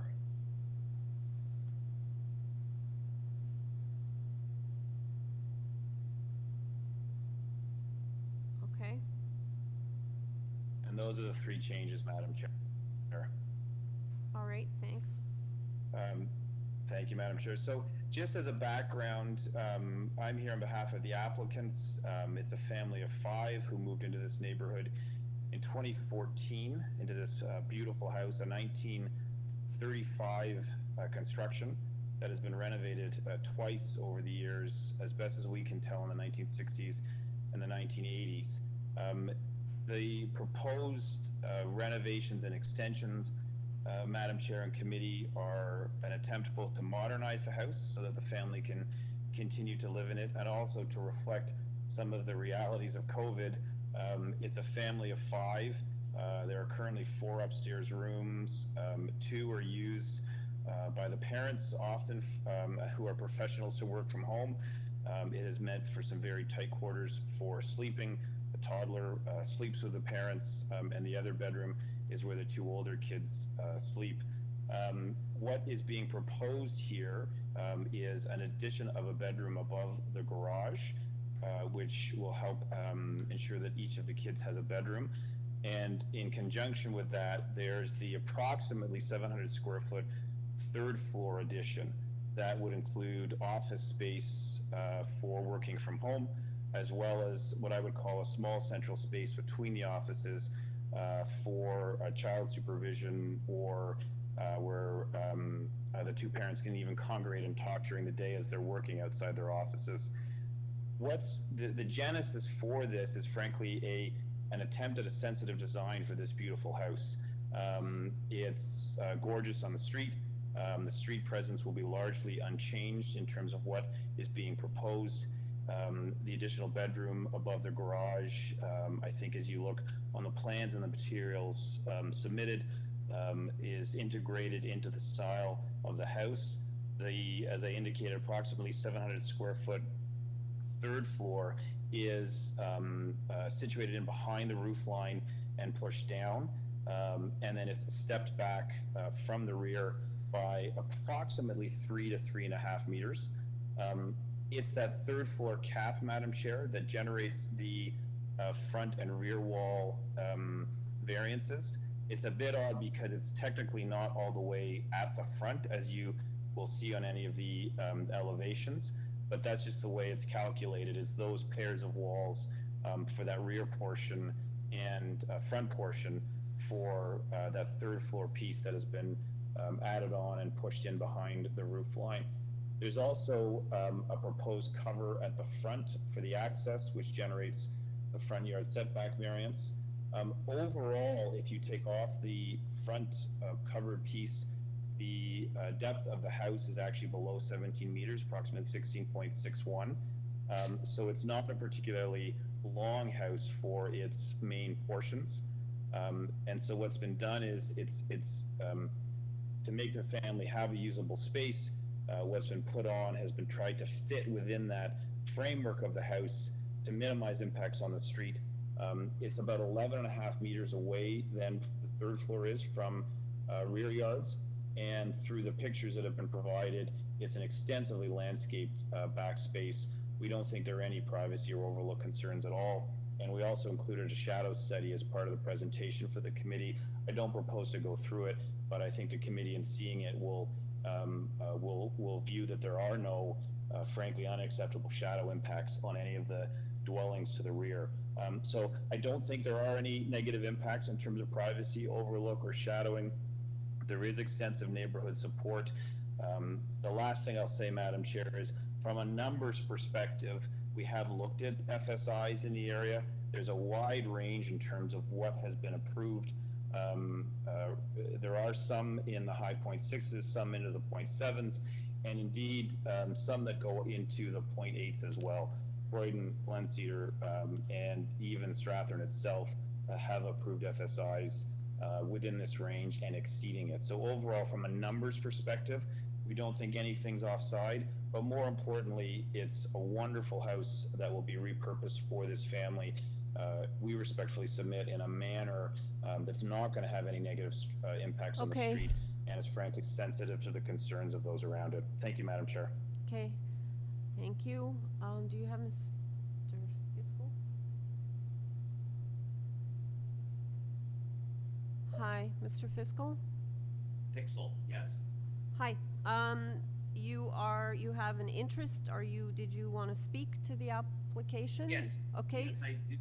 So can you just, before you start, can you give us your address for the record, and also then as soon as you've done that, we'll start the clock and you have 5 minutes. Great. 6 Glencedar Road. My name is Ephraim Fixel, and I represent my wife, Penny, as well. And we are to the rear of the subject premises. I've had the opportunity of reading Gail Nussbaum Lewis's letter of objection, and in order not to waste everybody's time, I adopt all of what she's said in her letter. I just wanted to highlight a couple of little items, just take a couple of minutes to do that. Specifically, I understand that this house has already had variance of an additional 1,200 square feet some time ago, and now they're asking for an additional approximately 2,000 square feet addition, which will bring the house up to over 5,000 square feet, which I personally think is well beyond what's usual for the neighborhood and the community. I object to the third story because none of the houses in the area have a third story. This same architect is making the same type of application for the house at number 10 Glencedar, and is embroiled in an appeal right at the moment. It's being heard because that application has been rejected as well. I just think that a third floor is inappropriate. I think that if the owner wishes to build an addition above the garage, second story, to add a room, I have no objection to that. I just really do object to a third story being added. And I would, if I could just draw your attention for a moment to number 7, the front street view. I don't know if you have that. Sorry, number 7 on the plans? My not a plan, it's a picture of it's called Street View. Okay. Lucas Steinman Rustin Street View. And it has a number 7 in the bottom right, so I don't know what the significance is. Are you referring to your did you submit correspondence? Are you referring to correspondence you sent? What are you referring to? Page 7. I'm referring to correspondence that I received. That you received? From who? I guess maybe from my neighbor. If you don't have it, then you don't have a copy of a picture, actual photograph. So you're referring to correspondence that someone else submitted? Yeah, you're referring to correspondence somebody else submitted, right? that we're referring to? I don't see anything here. Yeah. Unless. No, I don't see the picture then, the materials you're looking at. Anyway, I'll just quickly point. Madam Chair, maybe referring to the applicant submissions of the 3D view, page number 6 and 7 of the front street view, and the proposed portico entrance. That may be what the gentleman's referring to. That's the one you've got on screen right now. Okay. So I just want to point something out, two things. First of all, if you look at the front where the tree is, the sidewalk, my educated guess as the height between the sidewalk and the bottom of the front door is approximately 1 meter. So this elevation of the house starts higher than the street level to begin with. So an addition of the 3rd floor is going to take it way up. I also find it unfortunate that this picture was taken when there were no leaves on the tree, whereas other pictures that were submitted with regard to back of the house, when it shows my house through the green leaves that seem to block the view between the two houses. Of course, that picture was taken in summer, and you don't get an idea of what the view is like of the house in the months October through February through May, when there's a totally different view of what that addition would look like for my property. So I defer to Gail and Nussbaum Lewis, my neighbor, who I've had the opportunity of speaking with her, and I do adopt all of her objections. Thank you. Okay, thank you very much. Do you have David Lewis or Gail? Which one? Well, it's the same address, so, yeah. Hi, is this Gail? Yes, hi. Hi, good morning. Can you just state your name and address for the record? Sure. My name is Gail Nussbaum, and my address is 8 Glen Cedar Road. My husband and I have been the owners of this property for 27 years, and we abut 52 Strathearn directly to the east. We're their backyard neighbors. We object to many of the variances requested, but we'll focus on those that most specifically affect us. I will commence with the variances listed in number 1 being maximum permitted building height, number 2 maximum exterior wall height, and number 9 maximum permitted height of a residential building. These variances are to permit a 3rd-story addition with a balcony to be added to the back of the dwelling.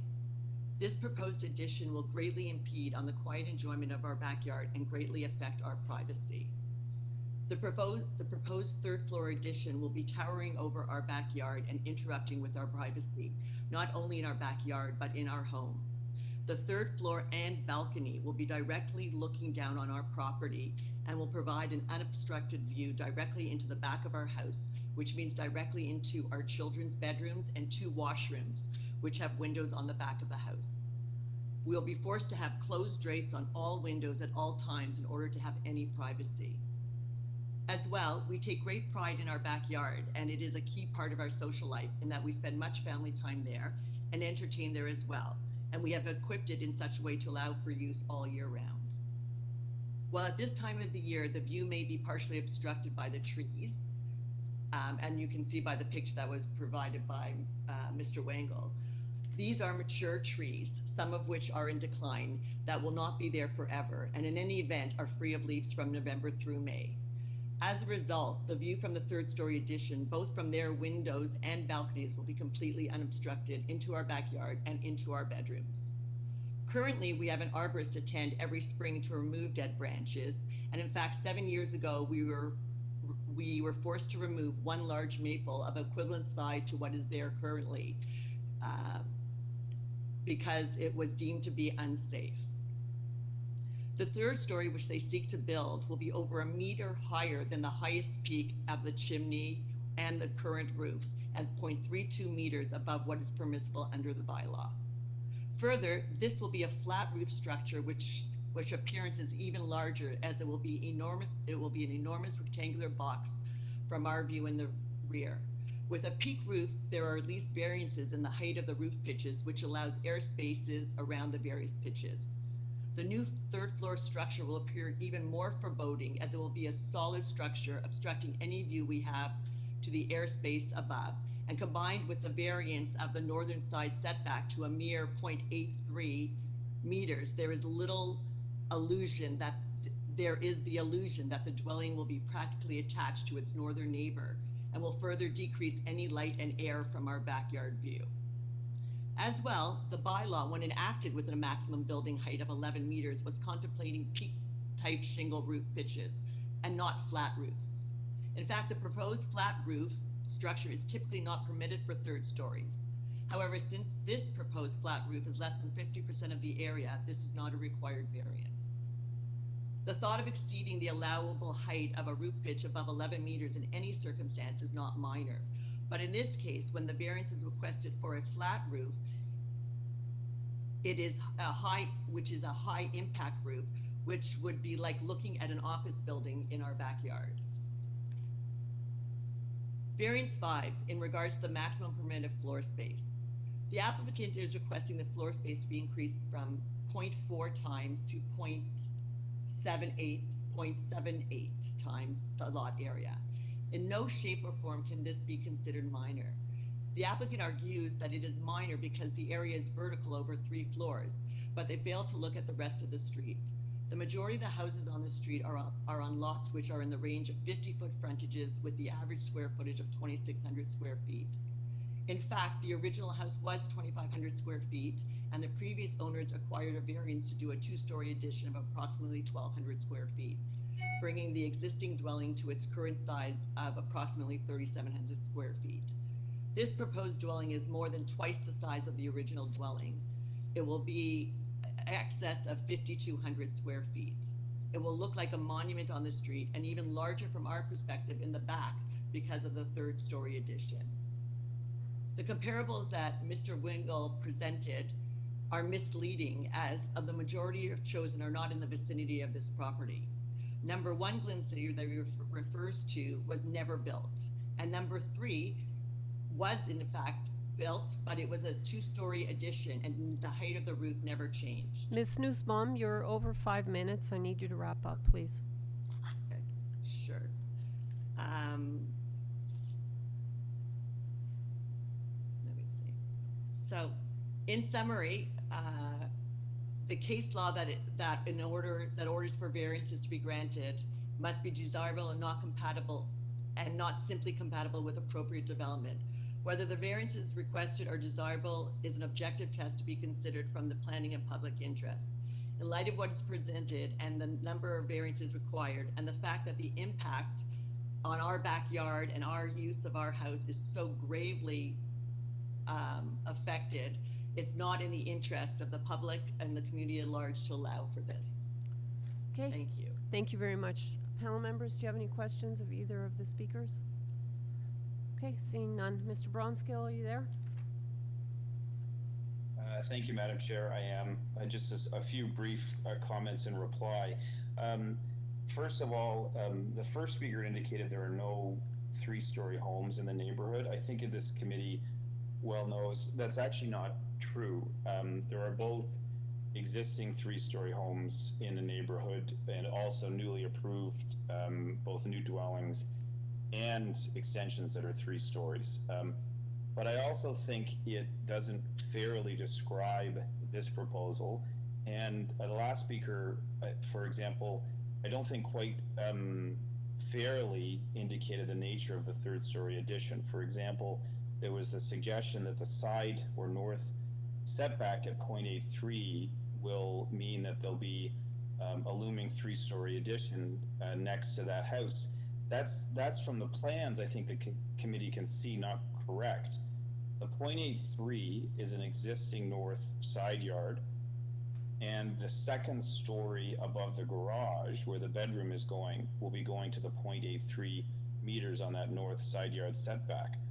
The 3rd-story addition is not, but I think as you can see from the plans, is actually set back considerably from that north side yard setback. So there is frankly still extensive sky view to the north beyond the proposed 3rd story. As I noted, that 3rd story is about 700 square feet. It's set back about 11.5 meters from the rear property line.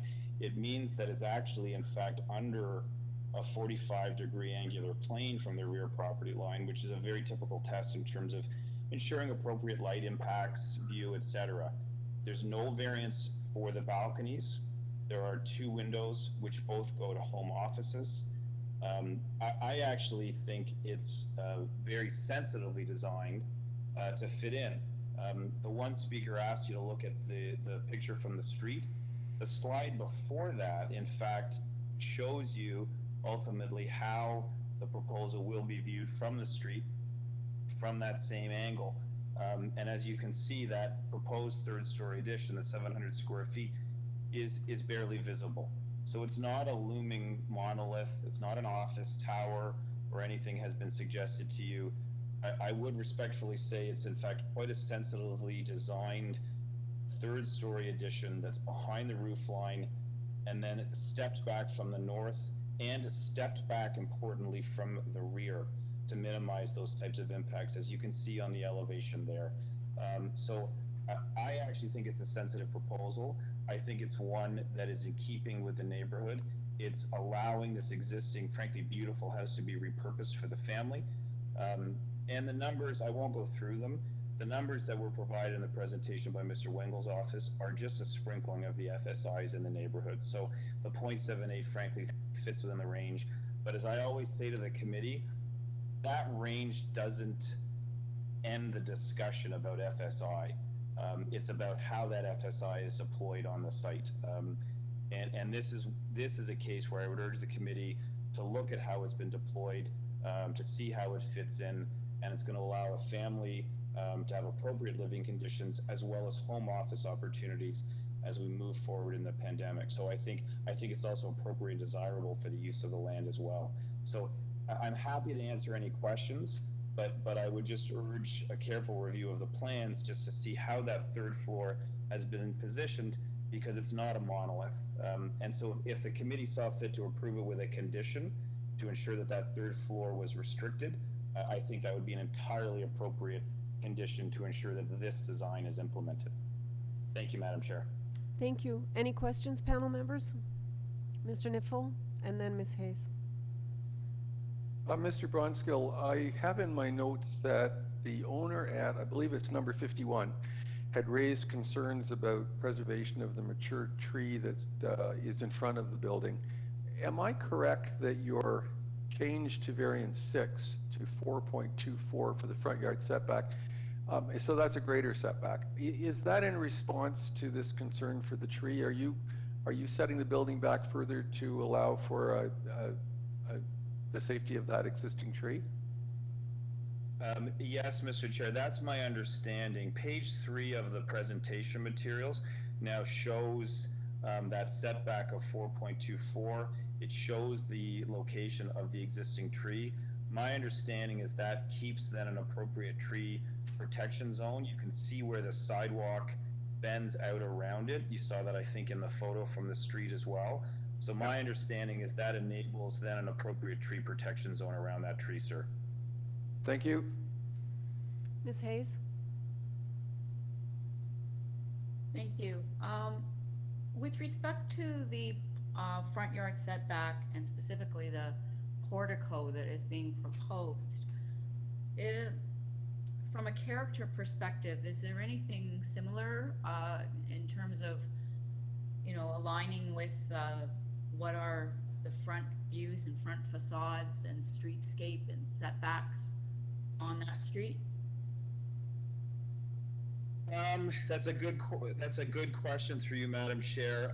I'm trying to think. I don't know that I can point to a specific example for you, Ms. Hayes, through you, Madam Chair, of that. My understanding is and I'm just flipping in my presentation to my materials just so I can get to the right picture. My understanding is, I'm not sure there's a similar portico condition, but if you look at, I'm just getting to it, if you look at the site plan, the existing house is actually set back deeper than the neighbor at 50. So that front portico does come in front, but it's not that the front walls of the houses aren't themselves aligned. It's also set back deeper than the neighbor to the north. And so there is a bit of staggering of the front walls. So I wouldn't see it, you know, to use an unfair example, I wouldn't see it as a dock or a pier stepping out. It does project beyond, but it's not as far beyond because the main front wall is in fact far back from the required front yard setback for the existing house. Any further questions, panel members? Seeing none? Okay, let's take it into committee.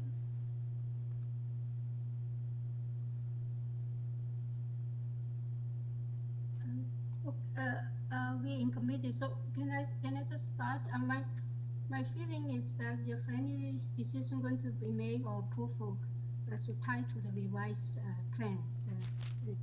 And also, I heard the opposition in talking about view got obscured by the third floor. I don't see that because it's set back quite far, and also I don't understand what they mean by view. You might just cut a little bit of the sky down a little bit, and I think that the design is quite sensitive in terms of the massing. Is the increase is very moderate. It's a big house, but also the front setback is really just related to the portables, not the main wall. So the major of the massing is actually set back further from the adjacent property. I'm in support of this application in general. Anyone else want to weigh in? Mr. Niffel? Could I just clarify, Yim, your motion is for the revised proposal, right? Because there are changes to. Okay, so you're talking about the one with the three variances, yes. 3, 5, and 6 being changed. Yes, and also the drawings too, because it does give some kind of assurance of where the third floor will be, in terms of all the elevations, and I think that it should be tied to the revised drawing submitted. Okay. Yeah. Is yours a motion then? If there are no further comments, yes, but I'm waiting for any other comments too. Yeah. It's fine, we can take it as a motion unless somebody has Okay, something but to- then we will have forestry condition number 2. Yeah. And it's as amended, right? Yes, as amended, and also as the revised, tied to the revised drawing submitted. Okay. Seconded by Mr. Nipfel. Okay, I have a motion to approve, including forestry condition number 2, the application as amended. Variance number 3 becomes 21.66 meters. Variance number 5.78, which equals 532.94 square meters. And variance number 6 becomes 4.24 meters. And to tie to the revised plans that were date stamped August 10th. Okay? So that was moved by Ms. Chan, seconded by Mr. Nipfel. All in favor? The application has been. Sorry, did we have forestry condition number 2? We do. Yep. We do. Okay. Okay. Are you in favor then? Okay. So all in favor, the application has been unanimously approved. Okay, thank you. Item number 5.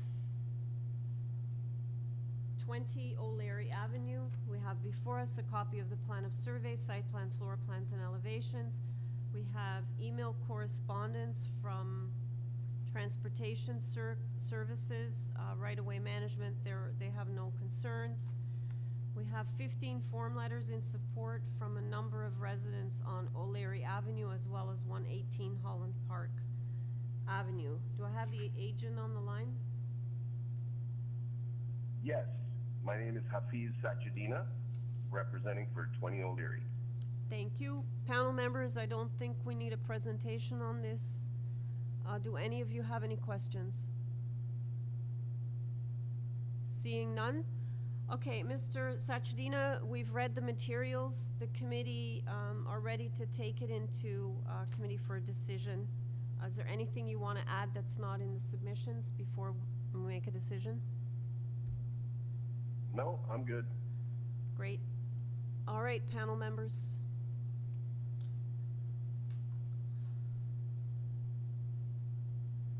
Madam, Yeah, go ahead, Lisa. Sorry, Madam Chair, I am prepared to weigh in on this one. This one, in my view, is minor in nature. I did note that the proposed one-story, even though they're asking for a rear yard setback, the one-story addition proposed is going to bring the property as per the plans, it's going to bring it in line with neighboring properties in terms of the extension at the back. So I see no impact on either side or to any of the neighbors, and it's in keeping with the development pattern in the neighborhood. So that being said, and I did note the neighborhood support. So that being said, I'd like to bring a motion forward for approval of the application without any conditions. Okay, Ms. Hayes, are you seconding? All right, motion to approve, moved by Ms. Valentini, seconded by Ms. Hayes. All in favor? The application has been unanimously approved. Thank you. Item number 6, 232 Torrance Avenue. We have before us a copy of the plan of survey, site plan, floor plans, and elevations. We have a staff report from community planning, I believe. And I'm just trying to find it here. Just bear with me. Okay. Yes, we do. So they have a couple of conditions. Perhaps staff can put the report up on the screen. And we have correspondence in support from number 236 Torrance. Okay, do I have the agent on the line? Yes, I'm Angus Skeen. I'm the agent for the application. Okay, panel members, again, a straightforward application. Do you need a presentation? Any questions? No. Okay, Mr. Skeen, we are ready to take it into committee. We've read all the submissions. Is there anything you want to add that's not in the submissions before we make a decision? No, I'll say quickly, a late letter of support came from the other adjacent neighbor at number 230. So that means you have literally both adjacent neighbors, and we're completely fine with the conditions in the planning report. So if you're able to approve us, we'd appreciate it. Yeah, thanks for pointing that out. It's in our supplemental agenda, so we did get it last minute. Okay, let's take it into committee for a decision.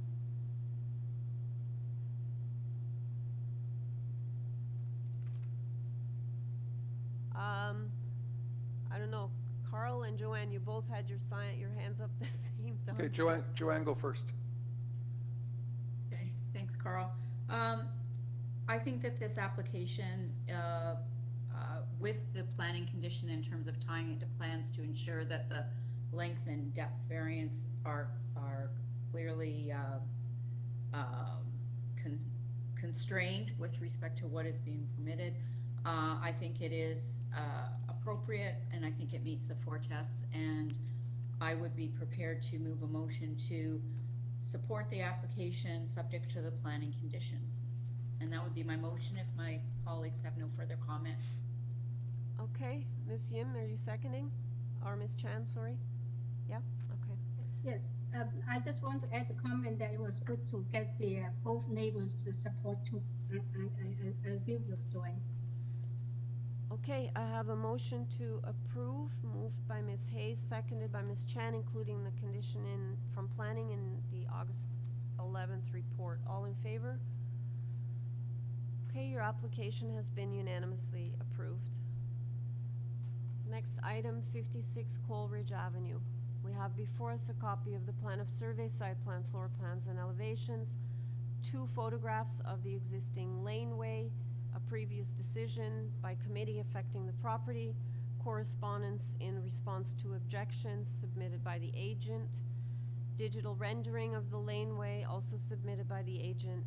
We have a staff report from engineering, and I think from what I read, all the conditions have been met, so I think it's only numbering that applies still. I think there was an email, but staff can correct me on that. Yeah? Correct. And then forestry Yeah, that's correct. Yeah, and then thanks, Carl. And then forestry number 3, we have 11 form letters in support signed by a lot of residents on Coleridge Avenue, and that includes number 54, which is adjacent, as well as opposition from 111-1071 Woodbine.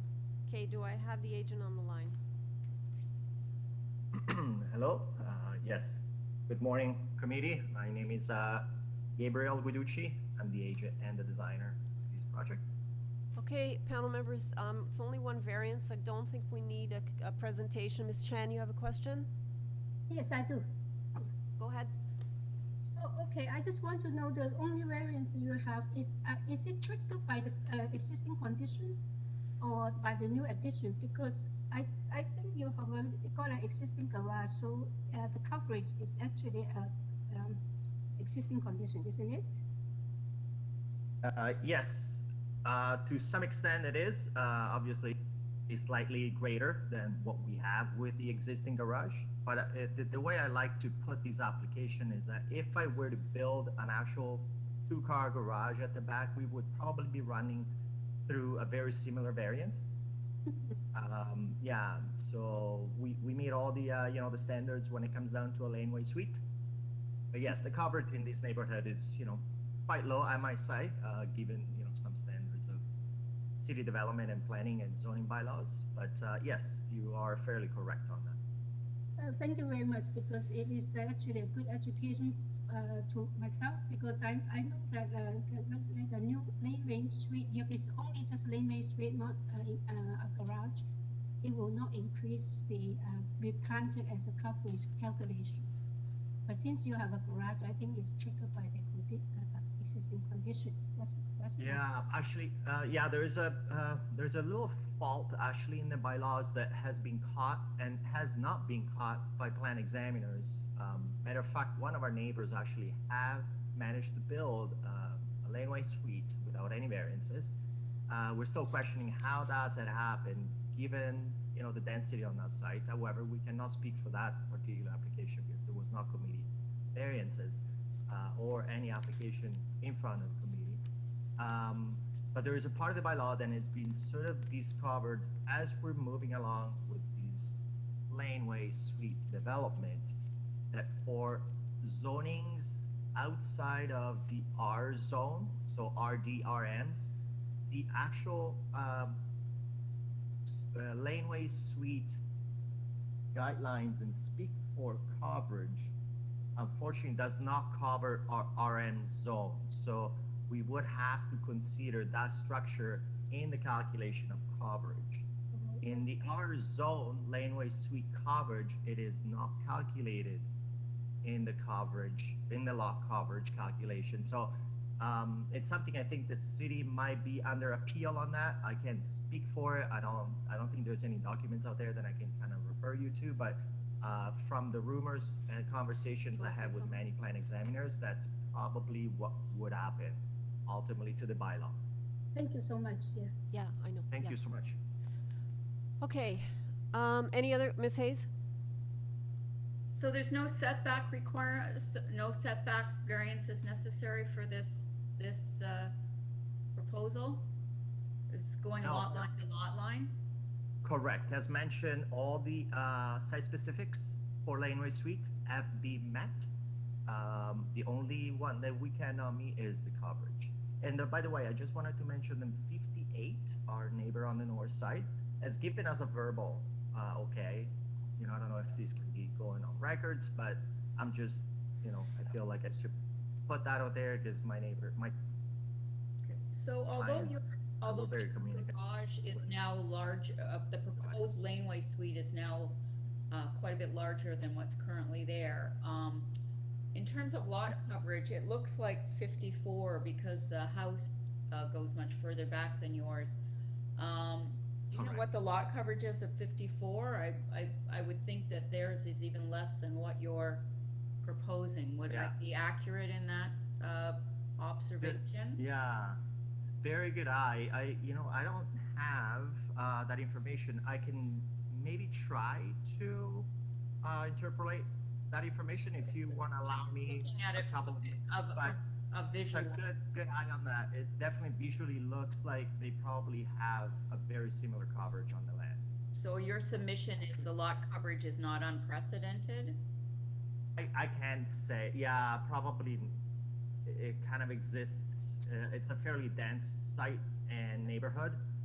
Again, as I mentioned, at 12 Coleridge something very similar to our structure has been approved. From a permitting point of view, again, I don't have any files on the committee or on the variances, but I got to go back to that kind of gray zone yet with laneway suites when the coverage kind of came in the conversation. It was actually brought up by me to the plan examiner. Okay. Okay. I didn't want to get caught. So the previous decision on this property with respect to the extension of the house already put you over at 39.5 lot coverage. Yes. Okay. All right, thank you. Any other questions? Thank you. Seeing none? Okay, panel members, I think we're ready to take it into committee. Mr. Guiducci, we've read all the materials, we've asked our questions. Is there anything that you need to add that's not covered in the submissions or what's already been discussed? No, I think everything was fairly well covered, so I have nothing. Okay. All right, panel members, let's take it into committee for a decision.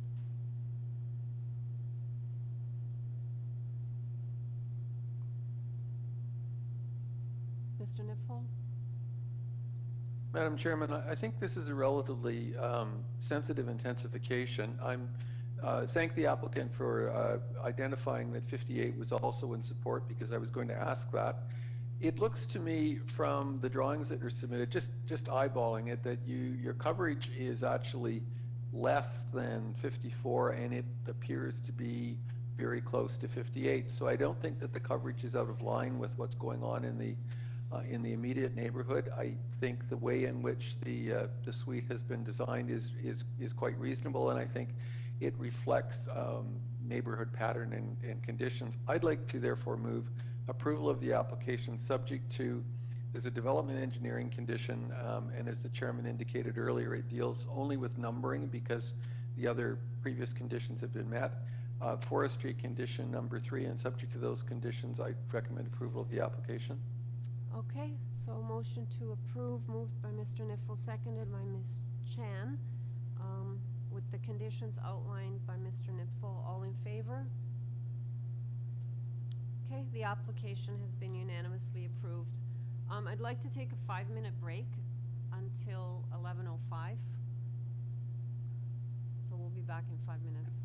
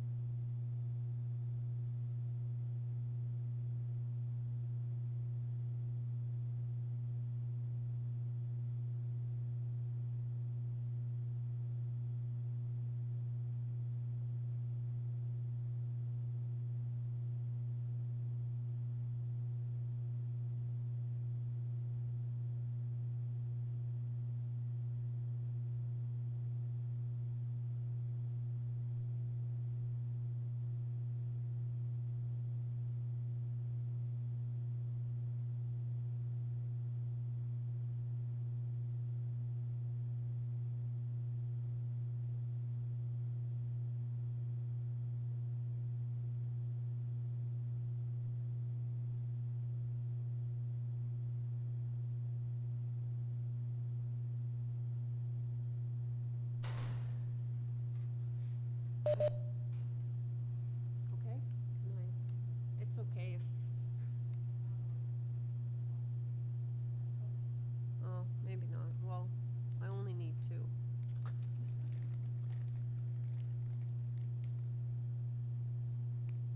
Yim, Joanne, are you guys there? I only need one of you. Carl, I need you.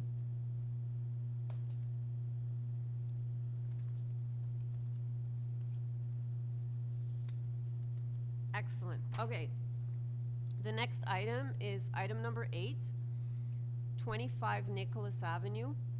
We have before us a copy of the plan of survey, site plan, floor plans, and elevations, a previous decision affecting the property, and a small car space review prepared by Douglas Hall on behalf of the applicant. Okay, do I have the agent on the line? Good morning, Madam Speaker and committee. My name is Dustin Quinter with Daniels HR Corporation. Good morning. Would you like for me to proceed? No, I don't think we need one. Panel members, do you have any questions? Do you need a presentation, or can we go to questions? Okay, so Ms. Chan, and then Mr. Nipfel, you're next if you have a question. Yeah. Just a quick question. Are these undersized parking spaces going to be labeled or communicated to the buyers that they are getting a small size, or the?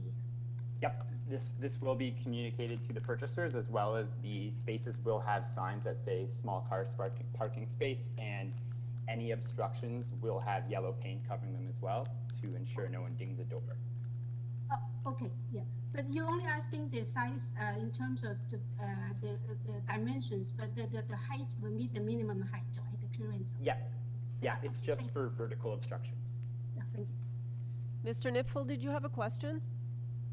I did. I believe the request is reasonable, but if I was to approve this, I would want to tie any approval to the mitigation measures that are recommended by the BA report. Do you have any trouble with that as a condition? Nope, that is perfectly fine with us. Okay, thank you. Okay. Can you just, for clarification, Mr. Nipfel, for staff, where can she find that? Do you know quickly offhand? It's under, it's under the small car parking space review. I think it's on the second to last pages 3 and 4. There are mitigation measures mentioned. It addresses the point that Yim raised as well about notifying owners and so forth. There's quite a list, and they're quite reasonable mitigation measures. That's good to hear that, and then I would like to move motion with that conditions that they will honor the mitigation measures. Can we just, Madam Deputy Secretary Treasurer, can we just do the condition as the mitigation measures as outlined in the small car parking space review? Does it with the date? Dated February 22nd by the BA group. Is that possible to just do it that way? Through you, Madam Chair, yes, we can do that. And for further reference, Madam Secretary Treasurer, I think it's on tables, the applicant can correct me if I've missed, but I think it's on tables 2, 3, 4, and 5 of that report. They're on the screen now. You see the tables? There's a mitigation, whether it's recommended or not. In some cases, it doesn't make sense. In other cases, the mitigation measures do make sense, and the table indicates which ones would be applied and which wouldn't. But if you adopted all the tables, I think it's quite a thorough analysis. I'm just quickly reviewing that. Give me 1 second.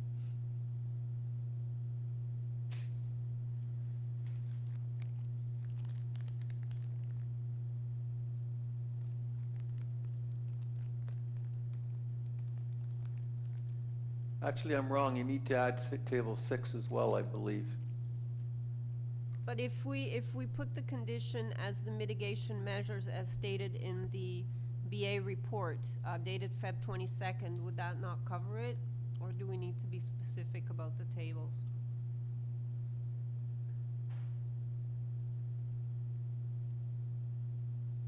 In my view, either would work. The tables are very specific. I've just read 6 again. You don't need to include 6 because they're not recommending a change for table 6. The tables themselves are very specific and indicate what the mitigation measures are. If you just want to know where to find the material, it's in this BA report. So I think either would work. So tables 1 to 5? If I could make a suggestion, would it be possible for the applicant to revise the site plan to put the notes on the site plan, and then the approval would be based tied to the site plan, so those notes are reflected regarding the mitigation measures? Can you do that, Mr. Quinter?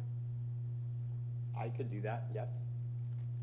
I think that would be the best process at this time. So do we approve it with a revised site plan indicating mitigation measures Yes. to be submitted? Yes.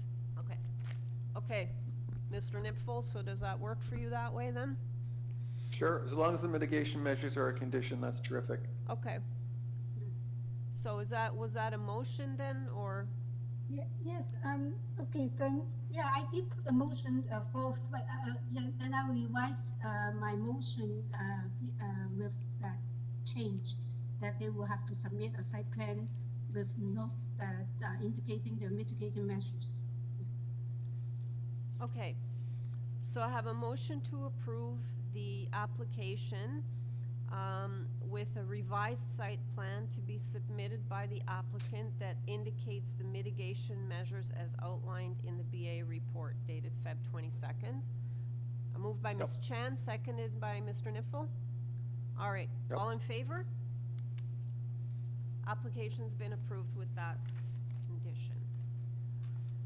Okay, the next item is item number 13. Item number 913 McKayfield Road. Just 1 second.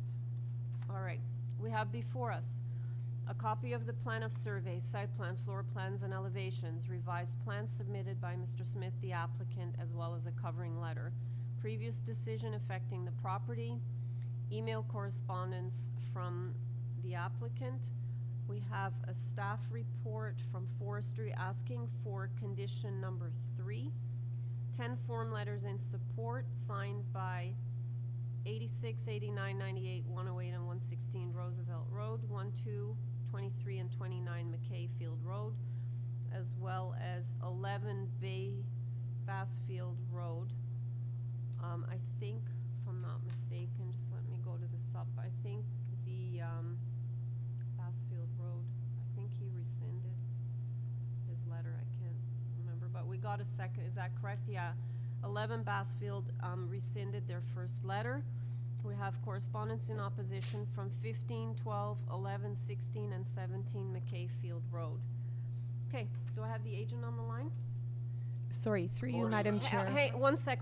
Sorry, through you, Madam Chair. The previous decisions that are on file, I believe those are examples of applications within the existing neighborhood. Okay, thank you.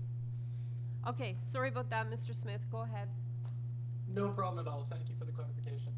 Good morning, Madam Chair, members of the committee. My name is David Smith. I'm here representing the homeowners at 13 McKayfield Road. Okay, I do have speakers in opposition, so we're going to start the clock. You have 5 minutes. Okay, I'll run through everything relatively quickly. I'm sure with this amount of correspondence on file, you guys have had a chance to review my cover letter. Could staff bring it up when you have a chance? Sure. I'll sort of bypass the preamble of the neighborhood. I mean, this is your typical East York neighborhood. It's transitional in nature and undergoing a lot of rejuvenation. The proposal for this house is a new 2-story single-family detached dwelling with a second suite in the basement. And I think that it's very important to understand that we have worked very hard to stay within many, many of the as-of-right bylaw requirements. If staff could just hold on a second, I'll just walk through the variances quickly. If you just scroll up 1 page to the pink, 1 more page. Thank you. Yeah, so before I jump into the variances, I'd like to quickly highlight the variances we are not seeking. and I think that this is a paramount consideration for this application, because particularly with new builds, often we see a tendency to overdevelop the property. We get, a laundry list of variances for building length, coupled with building height, and it typically demonstrates that, the building is simply too large for what the lot can support. In our application, I am strongly convinced this is not the case. We are not seeking variances for building height, building length, side yard setbacks of any kind. In fact, we are narrower on the side yard than permitted. We're setting back at 4 feet, and we could go to 3 feet. We are not seeking variances for front yard or rear yard green space or anything with relation to parking. I think this is important because, with FSI and coverage, these are mathematical calculations based on lot area.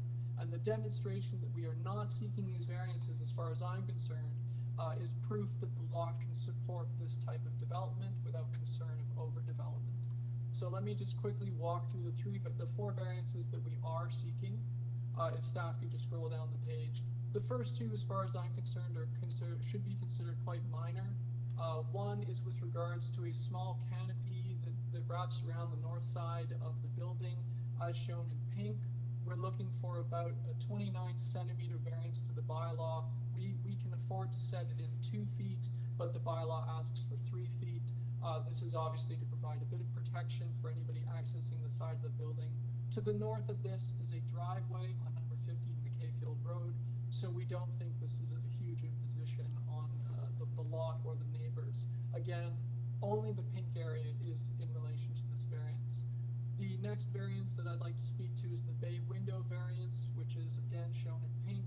This is the front yard setback. The front yard variance only pertains to this bay window on the 2nd floor. The vast majority of the building sits within the building length requirement and sits at the required front yard setback. The next 2 variances are for FSI and for coverage. For this, we've provided substantial evidence in and around the neighborhood. Again, this isn't evidence from across the neighborhood. These are literally the streets over. It's important to understand, particularly with the Northridge examples, that McKayfield above Osborne Avenue becomes Northridge. So although it sounds like a different street, in this scenario, technically, as far as I'm concerned, it's the same street. The lots are all the same size, and the FSIs, again, we wanted to provide examples to show that we're not setting any kind of undue precedent here. We're working well within what we expect the lot to support, and this was evidenced by these previous approvals for the same numbers that we were providing. I did want to point out one error. 52 Northridge was approved at 73%, not 76, and I apologize for this. This was my oversight. The last thing I'd like to point out is just the amount of effort my clients made to reach out and inform the neighbors.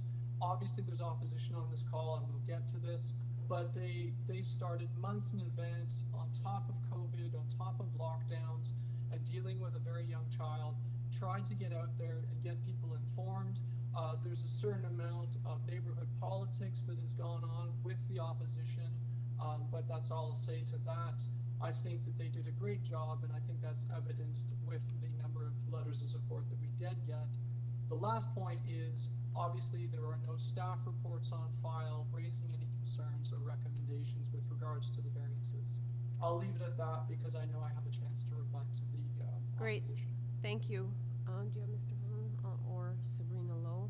Because same address, so one of them. Okay. Hi, Mr. Hung. Hello? Vincent?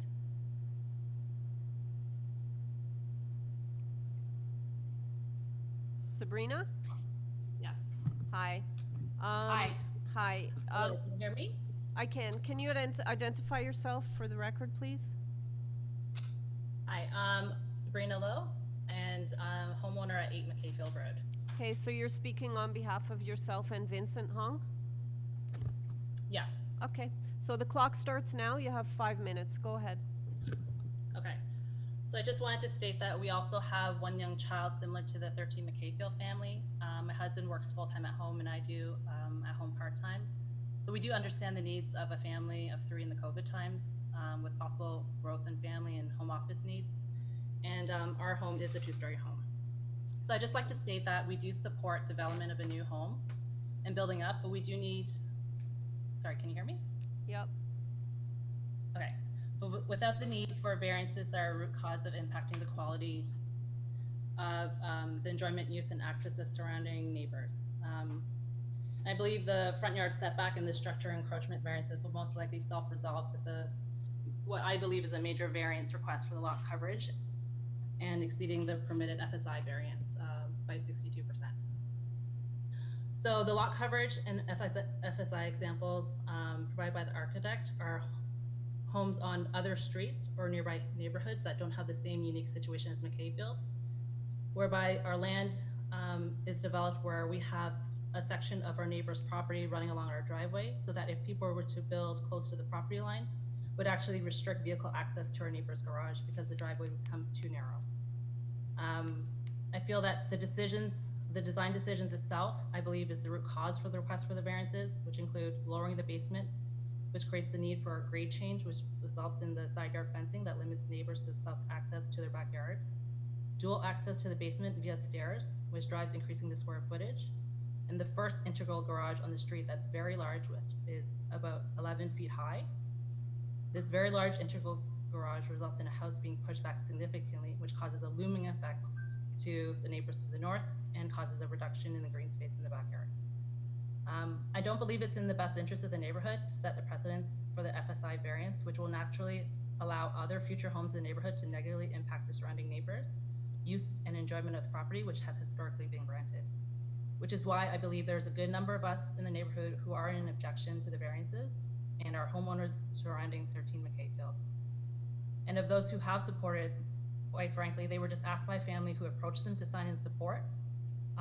And these families are not people who understand drawings and the impact that were not, impact of how it would impact the neighbors, and they were not given all the information, which is why 3 who have written, who were initially supportive, have actually rescinded. And just overall, just to sum up, I just don't think it is in line. The design and the variances are in line with the character of the neighborhood. Okay, thank you very much. Any questions for the speaker? Seeing none, thank you.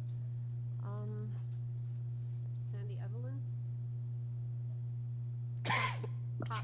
Hi, can you hear me? I can. Can you identify yourself, name and address, please? Yes, my name is Sandy Evelyn and I live at 15 McKayfield Road. Okay, you have 5 minutes. The clock's starting now.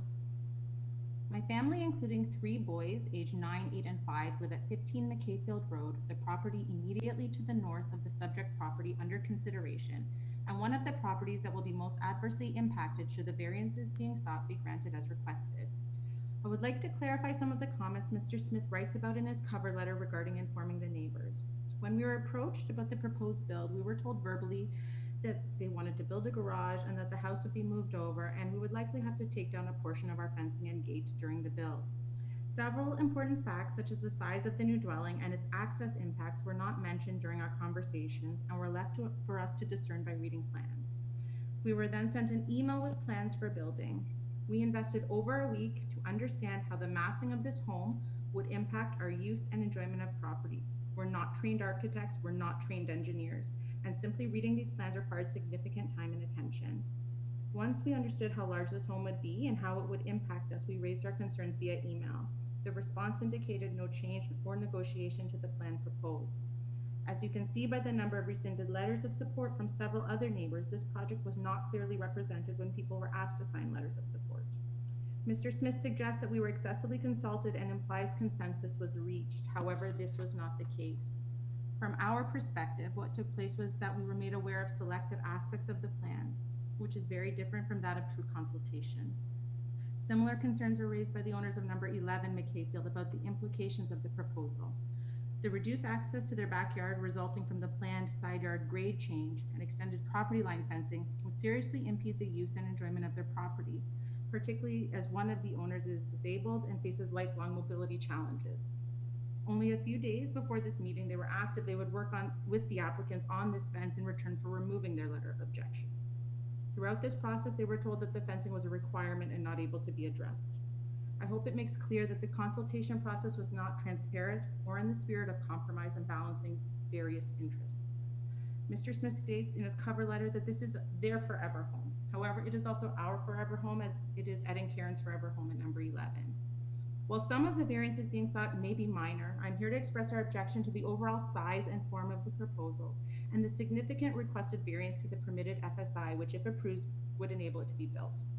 We want to be clear we support the building and renewal of property. However, there are several serious concerns that we have with the specific proposal, which we do not believe adds up to appropriate development for the neighborhood and would detrimentally impact our home and enjoyment of property. The FSI being requested is for 0.73. This is significantly greater than what is currently happening on our street and neighboring streets for a lot of this size and shape. But the FSI alone does not tell the full story. The inclusion of an oversized integral garage with a ceiling height of 11 feet 2 inches, which takes up space at both the basement and main floor levels, further contributes to the massing, which is out of scale with the neighborhood and yields an extension of almost 16 feet beyond the rear wall of our home and to the home of the south. There will be a looming presence of their home in our existing rear deck and backyard, which we enjoy daily with our 3 young children, which will change the feeling we have in our yard. Mr. Smith references other homes in the area where a similar FSI has been approved, and I would like to point out several major differences in design features of the homes he considers to be comparable, to point out that we cannot look at one calculated ratio, the FSI, in isolation, but need to look at how the combined effects of all the design features, how they are put together, and the resulting impacts on neighboring properties.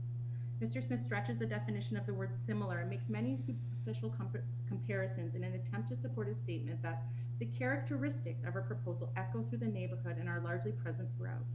We come to a different conclusion when we take a close and careful look at the examples he referenced and analyze how they are put together to fit into their neighborhood. For example, 52 Northridge packs its floor area and integral garage into a more compact form, despite a slightly larger FSI, which we now know is not the case, than the proposal for 13. Its design has left the existing access to the neighboring properties intact, did not impinge on the adjacent driveway, did not require grade changes, and did not appear to have added side yard access that was not there before. The integral garage is tucked into the facade, so it's much less obtrusive, and the home's form takes steps to consider adjacent properties. These considerations mean that not every proposal for an FSI of 0.73 structure equally justifies approval by the committee. As for the structures on Roosevelt, they have kept the existing height of their garages, and the wider, shallower lots with outside driveways have allowed them some design flexibility. The rear walls of the high FSI examples do not overhang neighboring homes to the same extent, and so do not overshadow them. Hello, hi, you're almost at 5 minutes. I need you to wrap up. Yeah, okay, so closer to home, proposal for 18 MCKAYFIELD Road, which had the same central issues. That application sought a similarly large FSI and was declined because the scale of that design extended 14 feet back and created a looming effect. So I would respectfully request your committee to give careful consideration and concerns about the overall proposal and its impact, and wisely apply the necessary judgment to protect our neighborhood character and current use and enjoyment of our property for ourselves and that of our southern neighbors. Okay, thank you. Do you have Veronica Burks? Hi, are you there? Hello, Ms. Burks? Hello? Yep. Yes, I am here. Great. Can you hear me okay? I can. Can you please I need your name and address for the record. Yes, my name is Veronica Bergs and I live at 17 MCKAYFIELD Road. Okay, you have 5 minutes starting now. Thanks. I appreciate the opportunity to speak to the committee regarding this important matter. Neighboring property owners have studied the application for 13 MCKAYFIELD Road and the designer's brief, taking a holistic view. We believe the proposal has come before the committee at an inappropriate stage of development. Neither the design nor the purported consultation process have done enough to respect the neighborhood and the people who have made it their home for many years. With too many flaws still evident, we think that the proposal should be rejected for now and sent back to the drawing board. The designer begins with the premise that maintaining the intent of the official plan and zoning bylaws is just a simple numbers game, where the length, width, and height parameters can be considered in isolation. If this were true, there would be no need to add an FSI criterion to help regulate the overall result, or a test for fit, like the official plan test. But the FSI does exist, and the official plan confirmation test does exist because scale and massing matter. The intent and spirit of these regulations is all about fitting in. The zoning bylaw does not somehow confer an automatic right to build a two-story structure of maximum length and near maximum width. We think that a more nuanced view is needed. The applicants clearly have an ambitious architectural program for their new home. Many other nearby properties would have been more suitable, and appropriate due diligence at the property purchase stage would have revealed this. Examples being some of the properties on Roosevelt, which are several feet wider. The proposal is the product of many design decisions by the applicants, any of which may have a domino effect. Limiting the building height below the maximum permitted is touted as a virtue, but that design decision means that a localized grade change is needed to accommodate basement suite windows. The applicants have chosen to locate those on the south elevation where the impact to number 11 is much greater than if they'd been placed on the rear wall.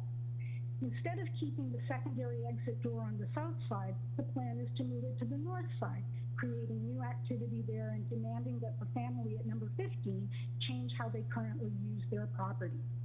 There's a lot of wasted space in the designs for the basement and main floor. For example, the dual staircase, which help to drive the need for an excessive rear overhang. It just doesn't appear that the necessary time and effort have been invested to sufficiently explore design alternatives that might improve fit and cut down on impacts to neighbors. With 17 more bungalows on McKayfield ripe for redevelopment, avoiding bad precedents is important. This is the first proposal on McKayfield or Barfield for an integral garage of the type currently permitted. Precedent redevelopments on Roosevelt and Northridge incorporate less obtrusive garages. On Roosevelt, the garage entrances are similar in height and scale to the original 1940s era garages. But the proposal for 13 McKayfield has an oversized garage with an interior ceiling height of over 11 feet, considerably taller than necessary for a standard-sized family vehicle. This sterilizes the footprint area of both the basement and main floor, leading to a bulkier form and contributing to the out-of-scale rear extension. In contrast, other new homes in the neighborhood with integral garages, including 149 A and B Memorial Park Drive, which is photos of which are shown in Appendix 1, and 116 Roosevelt, accommodate two levels of living space above a more compact garage. Ditto the houses on Northridge. These points illustrate that not all proposals are equal, nor equally deserving minor variance approval, even where superficial similarities exist and number crunching yields the same FSI. We don't think it's appropriate for the committee to rubber stamp a proposal that is out of scale with the neighborhood and runs roughshod over the neighbor's interests and historic patterns of property use, which often go back 75 years, nor to reward questionable design decisions and lack of due diligence on purchase with an uncommonly large FSI. As much as property owners should have the right to maximize use of their properties in a changing world, doing so at the expense of neighbors does not result in the balance between interests that policies such as the city's official plan and zoning bylaws are attempting to achieve. Okay, you're almost at 5 minutes. I need you to wrap up. Okay, really one more thing to say that the design prioritizes the hypothetical needs of elderly parents a decade or two in the future over the actual interests of neighbors today.